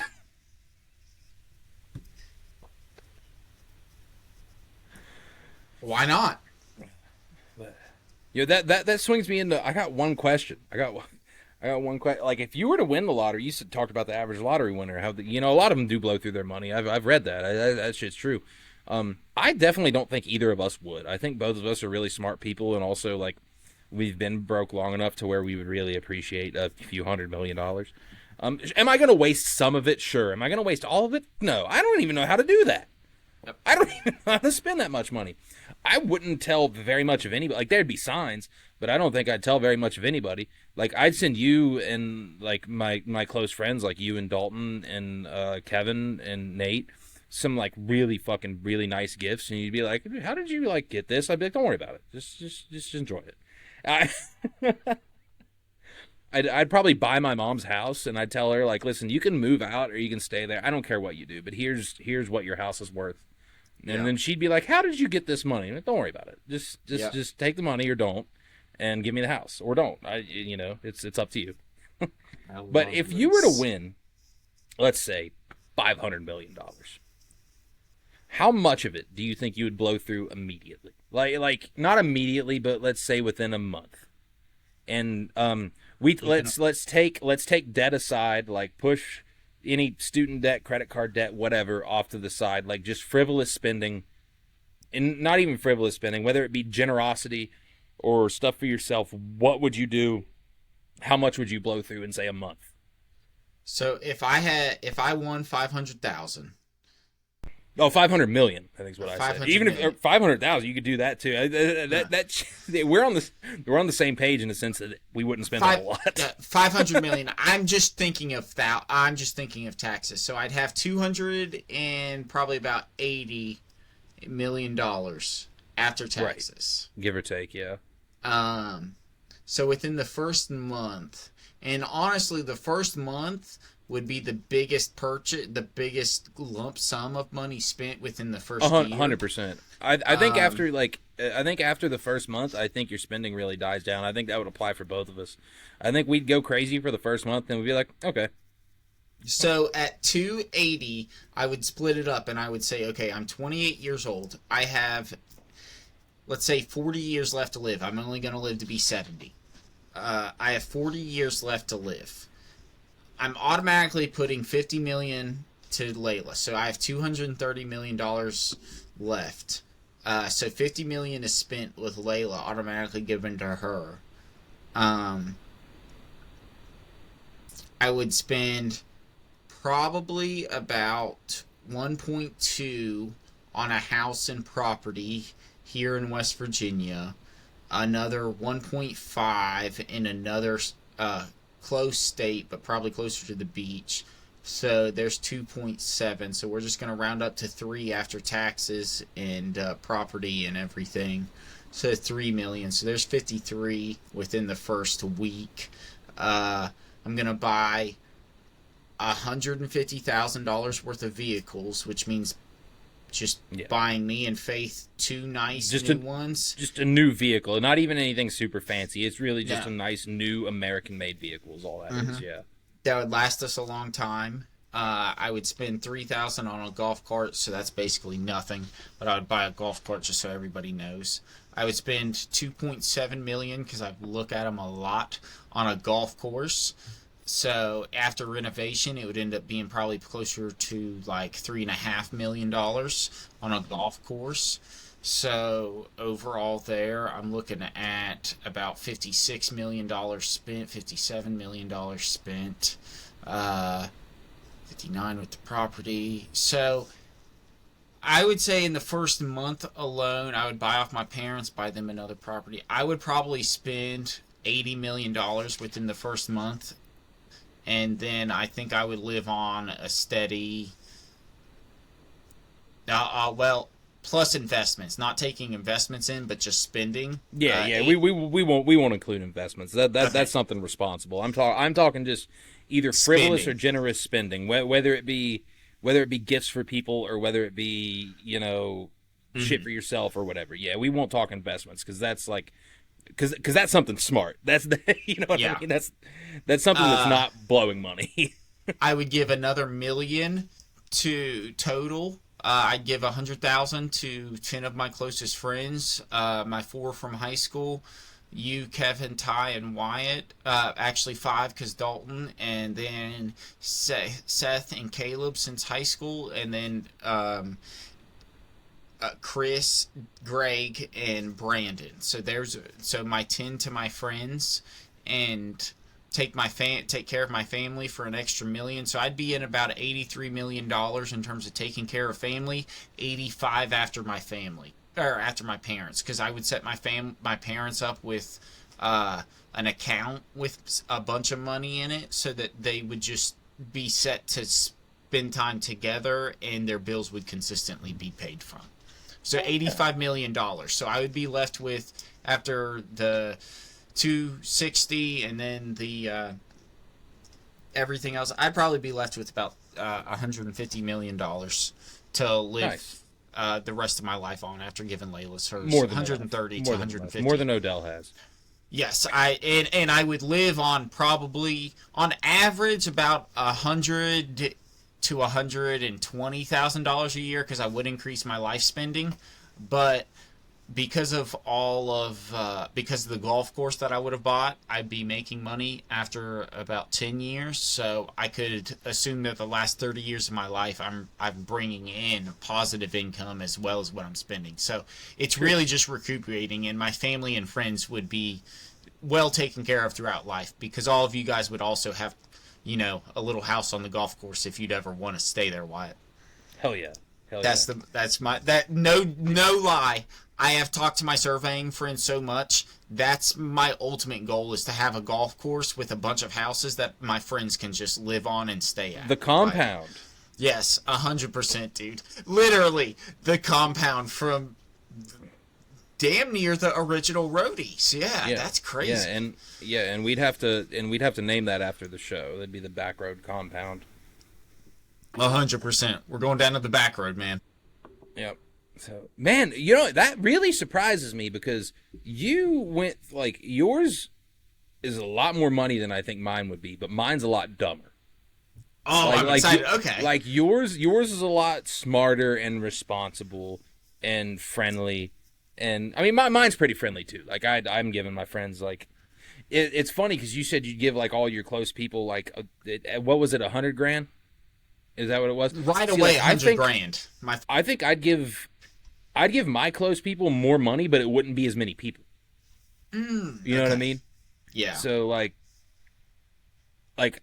would think so if I won $500 million, I'm buying mom's house for a little over whatever it ends up getting appraised at. Yeah. I don't even think I'd do that. I think I'd just give her some money, a little over what it's insured at. I'm not gonna, so that's. I think her house nowadays it's worth a lot more than what she bought it for. But it's I'd probably give her $500,000 for the house. Mm-hmm. It's not the only house I'm buying. I'm buying another house, not anything crazy, something homey, out in the middle of bumfuck nowhere, because I'm a goddamn recluse. So I'm buying another house. Let's see. I mean, you said that's the thing that blew my mind, is when you said you'd spend what was it, $1.2 million or something on a big house and property. I don't even think I'd go that crazy. I think I'd spend another $500,000-$600,000 on a house and property somewhere, real nice little normal homey place, out in the sticks, out of the way. Can I just ask, have you looked at houses at all in here recently? No, fuck no. Yeah, that's I look at houses all the time, and an average a house mine and face starter home is going to be $180,000 to $220,000. It's going to be so much money that it's disgusting to us because we make so little. But okay, let's say I'll throw $800,000 on the house then. There you go. $800,000, nice home. That's a really nice home. That's a really, really nice home. See, the reason that my number I think is lower than yours is because I got a lot more shit, but it's a lot more cheaper shit. I'd get the house for sure. Let's say $800,000 house. I'm putting a gym in that motherfucker. That's now at a house. Are you thinking Andy's size or bigger?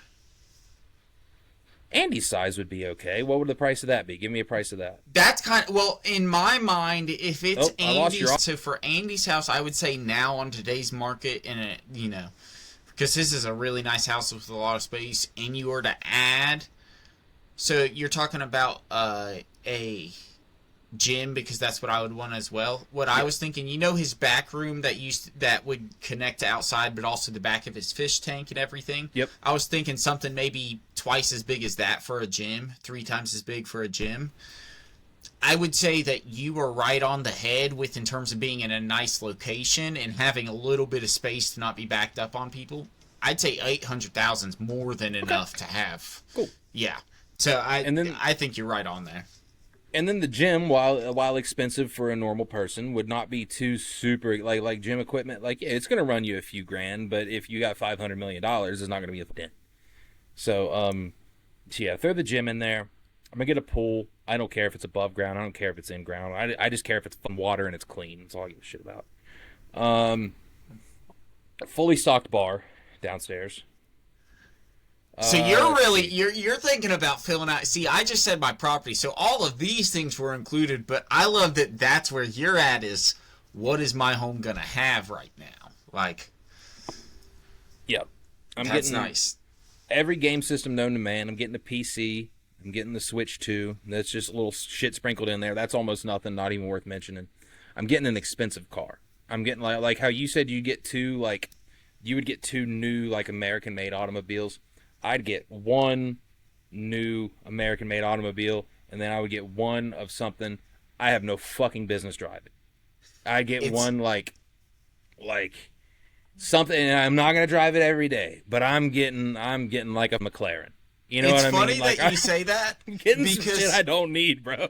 So he's getting a $1 million car, and my spare car on top of my American-made is gonna literally my dream car. A 2007 Volkswagen Rabbit 5-speed blue. Just like the one that I had. Oh. Dude, I want to... That's next on my list. I want that car so bad. The next thing on my list is I'm keeping my Chevy Cruze. And I said that we're not including debts, so we're going to imagine this is already paid off. I'm keeping my Chevy Cruze. Yeah. I'm fixing whatever damages it has, external. Internal, it's fine. It runs. It does its job. It gets me from here to West Virginia frequently, so it's good. I'm turning that bitch into a fucking something it has no business being.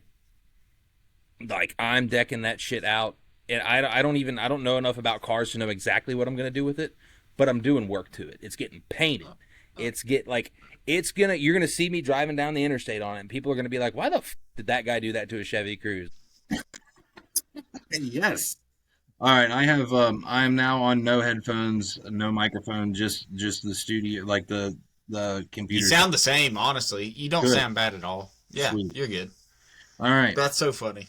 Okay. Yeah. I sang a short little 6-line song for us about being hard as steel and us being on a podcast. Oh, that's awesome. That's 2 accurate descriptors.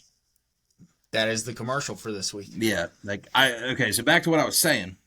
I'm not enough of a car guy to know what kind of price range I'm going to dump into the Cruze, but I'm decking it out, and it's going to be fancy. It's money. So I'm going to have 3 cars, 2 of them that I bought, 1 reasonable, 1 not reasonable. The Cruze is going to become a little less reasonable. Okay, so where am I at now? House, car. I'm buying a fucking, and my girlfriend's about to sit out there in the living room and laugh at me right now. I'm buying a pizza place. I'm buying and operating a goddamn pizza restaurant because I love pizza. And dude, and I can feel her looking at me right now. And the door's shut, and she's out there on the couch, feet away. I'm getting a pizza restaurant. I don't care whether or not she has a good idea about it or not. Think about this. Your pizza restaurant is opened up right down the street from my golf course. So after my drunk golfers get done golfing, I'm like, hey, my buddy owns this fabulous pizza restaurant down the street. It's got everything that you can think. From Chicago to deep dish to brick oven, you go down there, he'll take care of you. Yeah, I'm decking out the pizza restaurant. Like, that's not something for fun. Like, that's taking the place of my job. Yeah, that's your career. See, that's how I am for golfing. I want to be able to mow grass knowing that it's my grass for this golf course I'm mowing. Yeah. Like, I want to make money while I'm watching people, or while I mow. So I'm opening Chef Ollie's Pizzeria, named it after my cat. So there's car, house, pizza. I'm giving you probably about $500,000. I might have to open up a little tiny little freaking putt-putt course somewhere. I'm giving Dalton about the same amount of money. Oh. Nathan's doing pretty well in life with a good job. I'm gonna give him a little less. He's doing really good. Kevin the same. I'm going to give him a little less. He just those two need it less. They're going to get less. No offense to those guys. I love them both. They're getting less. Well, I appreciate you looking out for the needy over here, brother. Because I'll tell you what, we need it. We need it more. We need it. We need it more. They're going to get like $100,000. Like well, you just guys go have a good vacation, do whatever. You know? Just knowing that, I'm gonna interrupt. Why you've just bumped yourself up. I am now at like 83 million. You are getting yourself $750,000. Nice. You've just we're going to sit here and outbid each other until we give each other all of our lottery winnings. All right, motherfucker. Well, I'll give you $1 million. Then we're just rooting for the other person to win the lottery. Yeah, right? Oh, shit. That's too funny. Okay. Fuck. What else am I getting? Okay, cars, house, pizza. Giving my you thought about your career. Yep. Think about fun or spending wise. Like you've already taken care of your family. I'm traveling the goddamn planet. I'm going everywhere. I'm going everywhere that like you can go. I don't know how much that would cost, but I'm taking a world tour of me just going and fucking around. So like I'm I'm going throughout Europe. I'm going to Japan. I'm gonna go find whoever made that, and I'm gonna tell them to fix it. Please do. All right, people. And then I'm doing the United States last, and then I'll circle back home. So like, sounds good, dude. So I'm gonna go on a full trip everywhere, as many places as I can get to over the course of let's say 6 months. Yeah. Aside from that, dude, it's just paying off. I'm gonna be. I'm gonna go to a lot of sporting events. I'm just gonna go to a bunch of random sporting events. A lot of it's gonna be frivolous spending, gifts, and opening a pizza place.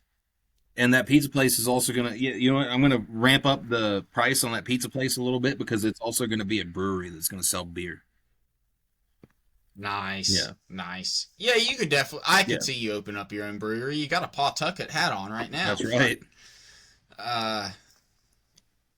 It's really funny. Sports-wise, that would be the best thing because sports are fairly cheap if you're that rich. So you could just buy a bunch of sports tickets for the future too. You know, and then like with some of my spare money, I might give Odell Beckham $100 million and tell him to shut the fuck up. Be like, hey, bro, what can you do with this? Actually, no, I'm going to show him $100 million and be like, hey, dude, look what you don't have because you blew it. Yeah. He doesn't know what he's doing, you know. He's just too dumb. Yeah.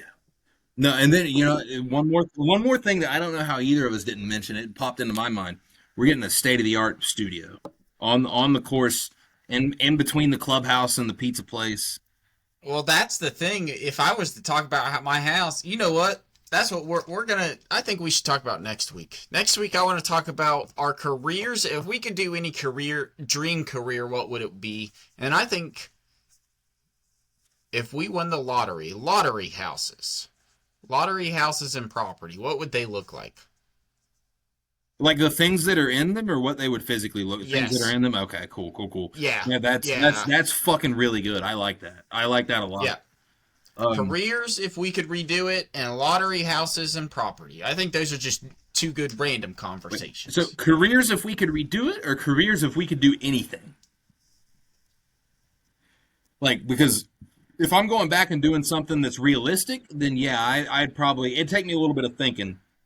But if I could do anything, I've got 4 things in mind. I put redo it, but I think if you could do anything, because I think realistically, I think we could do anything. It's just redoing it is actually changing too much because I think we're capable of doing whatever. So let's say if we could do anything, you know, circumstances slid off the table. if you could do anything, well, career if you could do anything. Okay. Just right now, where we're at, for fun, for money, or for both, if you could do something that, whether it be make you happy or make you 120,000 a year or more, what would it be? Yeah. And why? Okay. That is a good one. Yeah. And but yeah, anyways, I think all around out of my $500 million, dude, I think I'm spending I don't even think I'm spending 100 like right out of the gate. Like depends on how actually no, I am because that the thing like out of all of my shit, my whole travel around the world is going to be probably like the most expensive thing cuz like I'm flying first class. I'm getting shit. I don't think you'd spend that much. I think you'd spend under like $3 million. That's awesome. Wow. I'd be a killer professional athlete, dude. Maybe that should have been my. Seriously, I think if we were to include like small investments and everything, I think we're both very safe with saying $100 million out of our 260 to 280 after taxes. $100 million being spent the first month and then being very conservative because of what we would do, or already have done. Because that's where it sounds like. It sounds like to me I think you're under 100 million. Yeah, probably. Like I think 100 millions if I'm just spitballing and I go real crazy on the cars. See, 100 How million. crazy you go? You couldn't even go crazy enough on the cars to run up that much unless you got fucking 50 of them. I think 100 million is about right at it. If I had that much money and believed in myself in terms of the self-discipline to not continue that way, and it's because of how much and where everything would have went to. Yeah. Because the extra 17 million on my 83 would be the investment. So that would be either retirement plus extra 401ks plus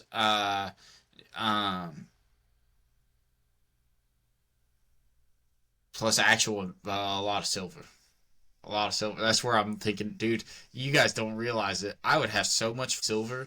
Holy shit. I would buy a pirate ship. Never mind. 102 million. I would buy a pirate ship with a real pirate chest and fill it with with like my own silver. That's what I would do. So 102 million. One thing I didn't sprinkle in there, I would I would take about 50 grand to the casino and go into the high roller section. Oh yeah, 100%. Yep. But that's so little at the amount that we have. Yeah, for real. Yeah, that's spending money for sure. Yeah. That's the night that's like, okay, this is gonna teach us or show us. Yeah. Like, this is the way or this is what you get. Yeah. Either way, we're okay with it. Well, I think this is a damn good time to run down our categories, dude. Yeah, dude. Our upcoming roadies. This is 50. We're halfway to 100. We are 2 weeks away from 1 year. We are 2 weeks away from our award show, and we're about to tell you the categories of these sumbitches right about meow. So first, I'm going to recap our first Roadie Award, our original categories.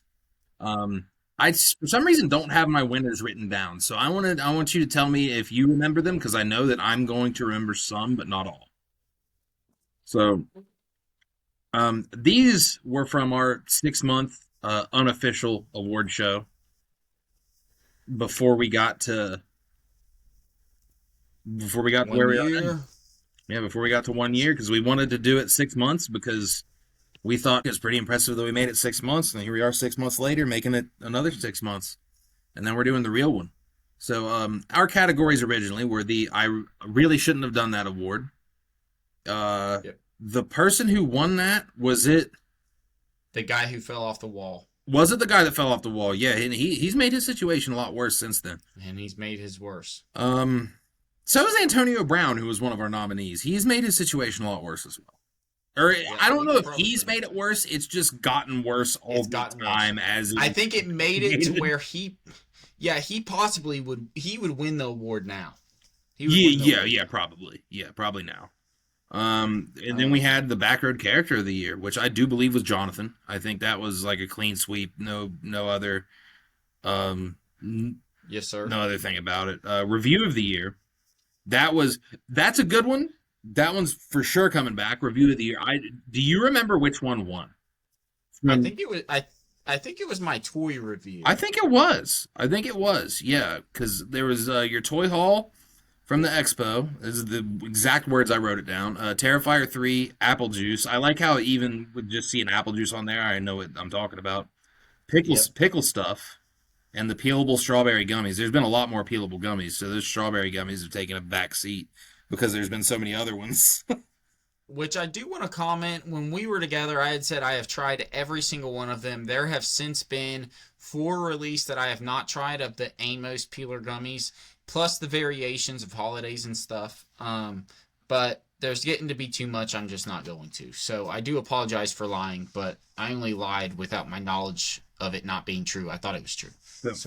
So far, we have the I really shouldn't have done that award. Is that making a comeback? I don't know. We talked about that a couple weeks ago. I don't know for sure if we agreed on anything or not. I don't know if we've really talked about. I don't think much has changed since then. I don't know if there's been any more giant regrettable decisions that we've talked about. Yeah. So, yeah, that one's not coming back this time around. The character of the year, I think, should. Even if it ends up being the same thing, it's still, I think that's a forever running one. Review of the year, we do those left and right, and I can already tell you right now, I have a good winner in mind. Do you? So you want to do? Okay, so review of the year's going on. Review of the year's going on there, and I'll think of some nominees, and some of these will probably be nominees, but the one that I'm thinking of happened after the award show. Okay.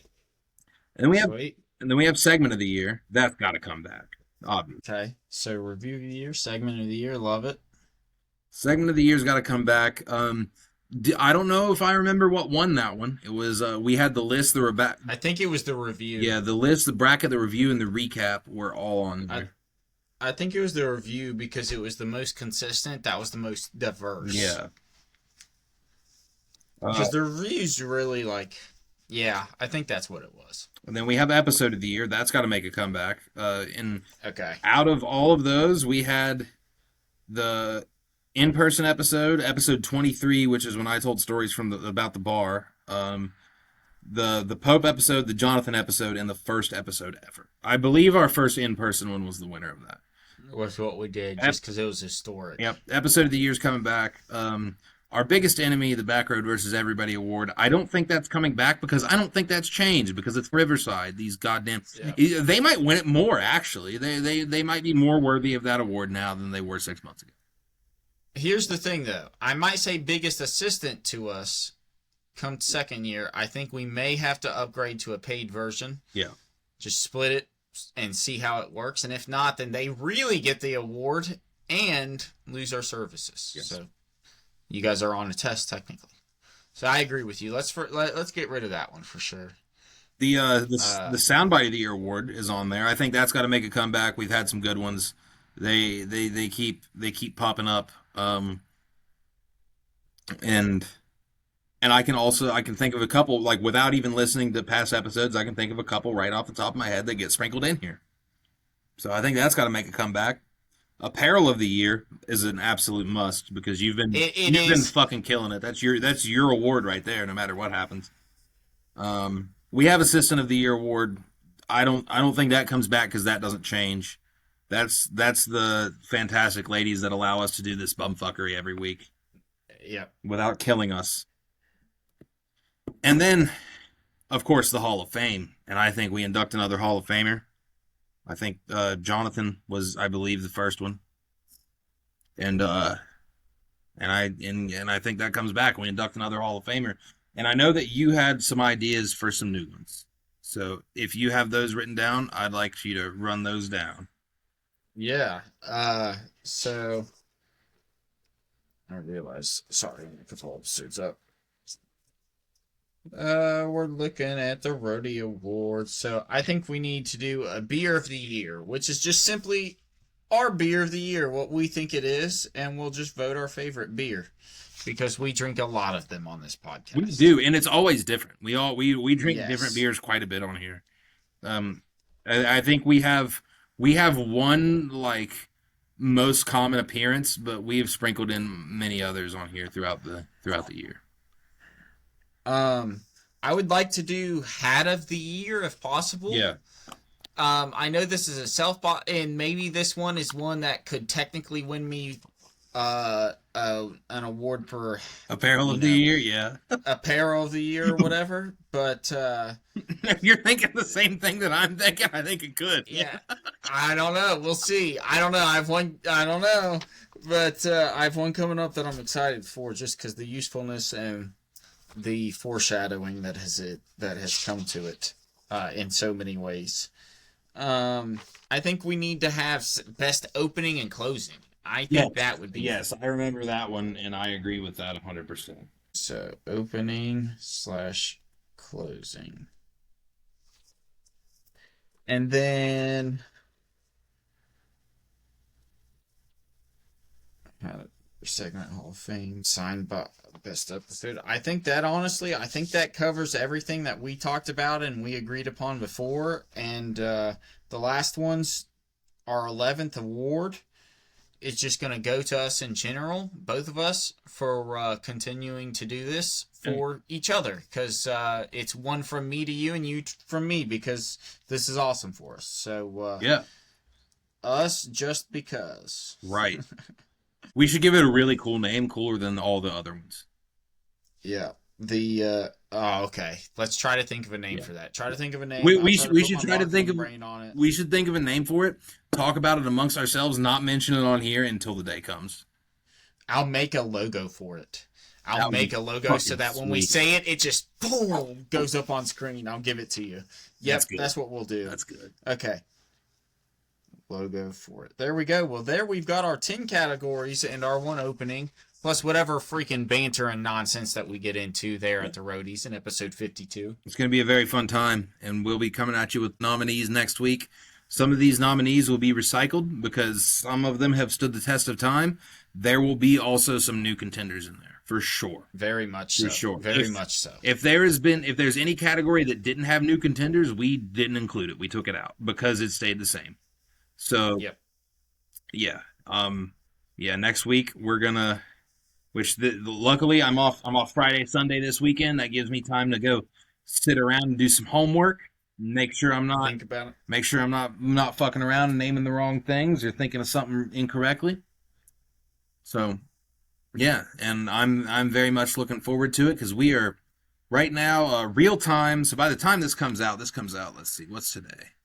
Monday. Come out the 4th. So this comes out the 12th. So we are right now 13 days away from Christmas. 12 days away. Wait. Yeah, this will come out on Christmas. This will come out the day after Christmas. Yes, sir. It'll be a great episode. I'm really excited for it because whenever you look at it lining up, it also works out for our New Year's episode. We might be able to try to put it out on New Year's, possibly. Yeah. Yeah, that'd be sweet.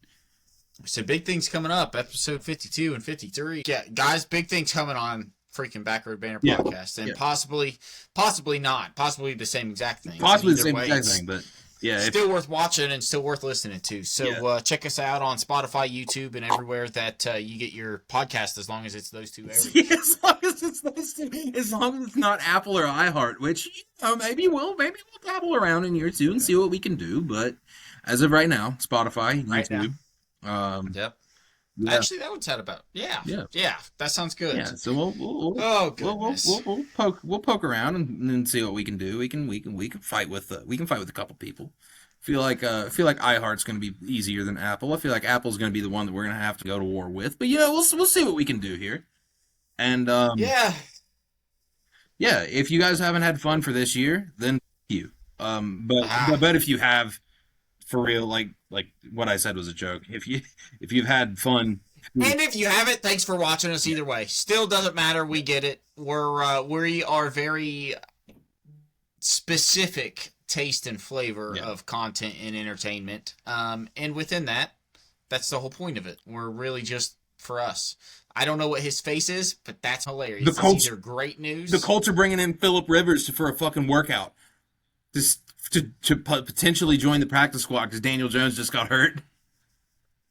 We might see a comeback. What a moment. That's real TV. Okay. A lot of news coming in episode 51 of the Backroad Banter podcast. This has been episode 50. Thanks for all the BS. Thanks for riding in with us. Yes. We'll see you next week. Absolutely.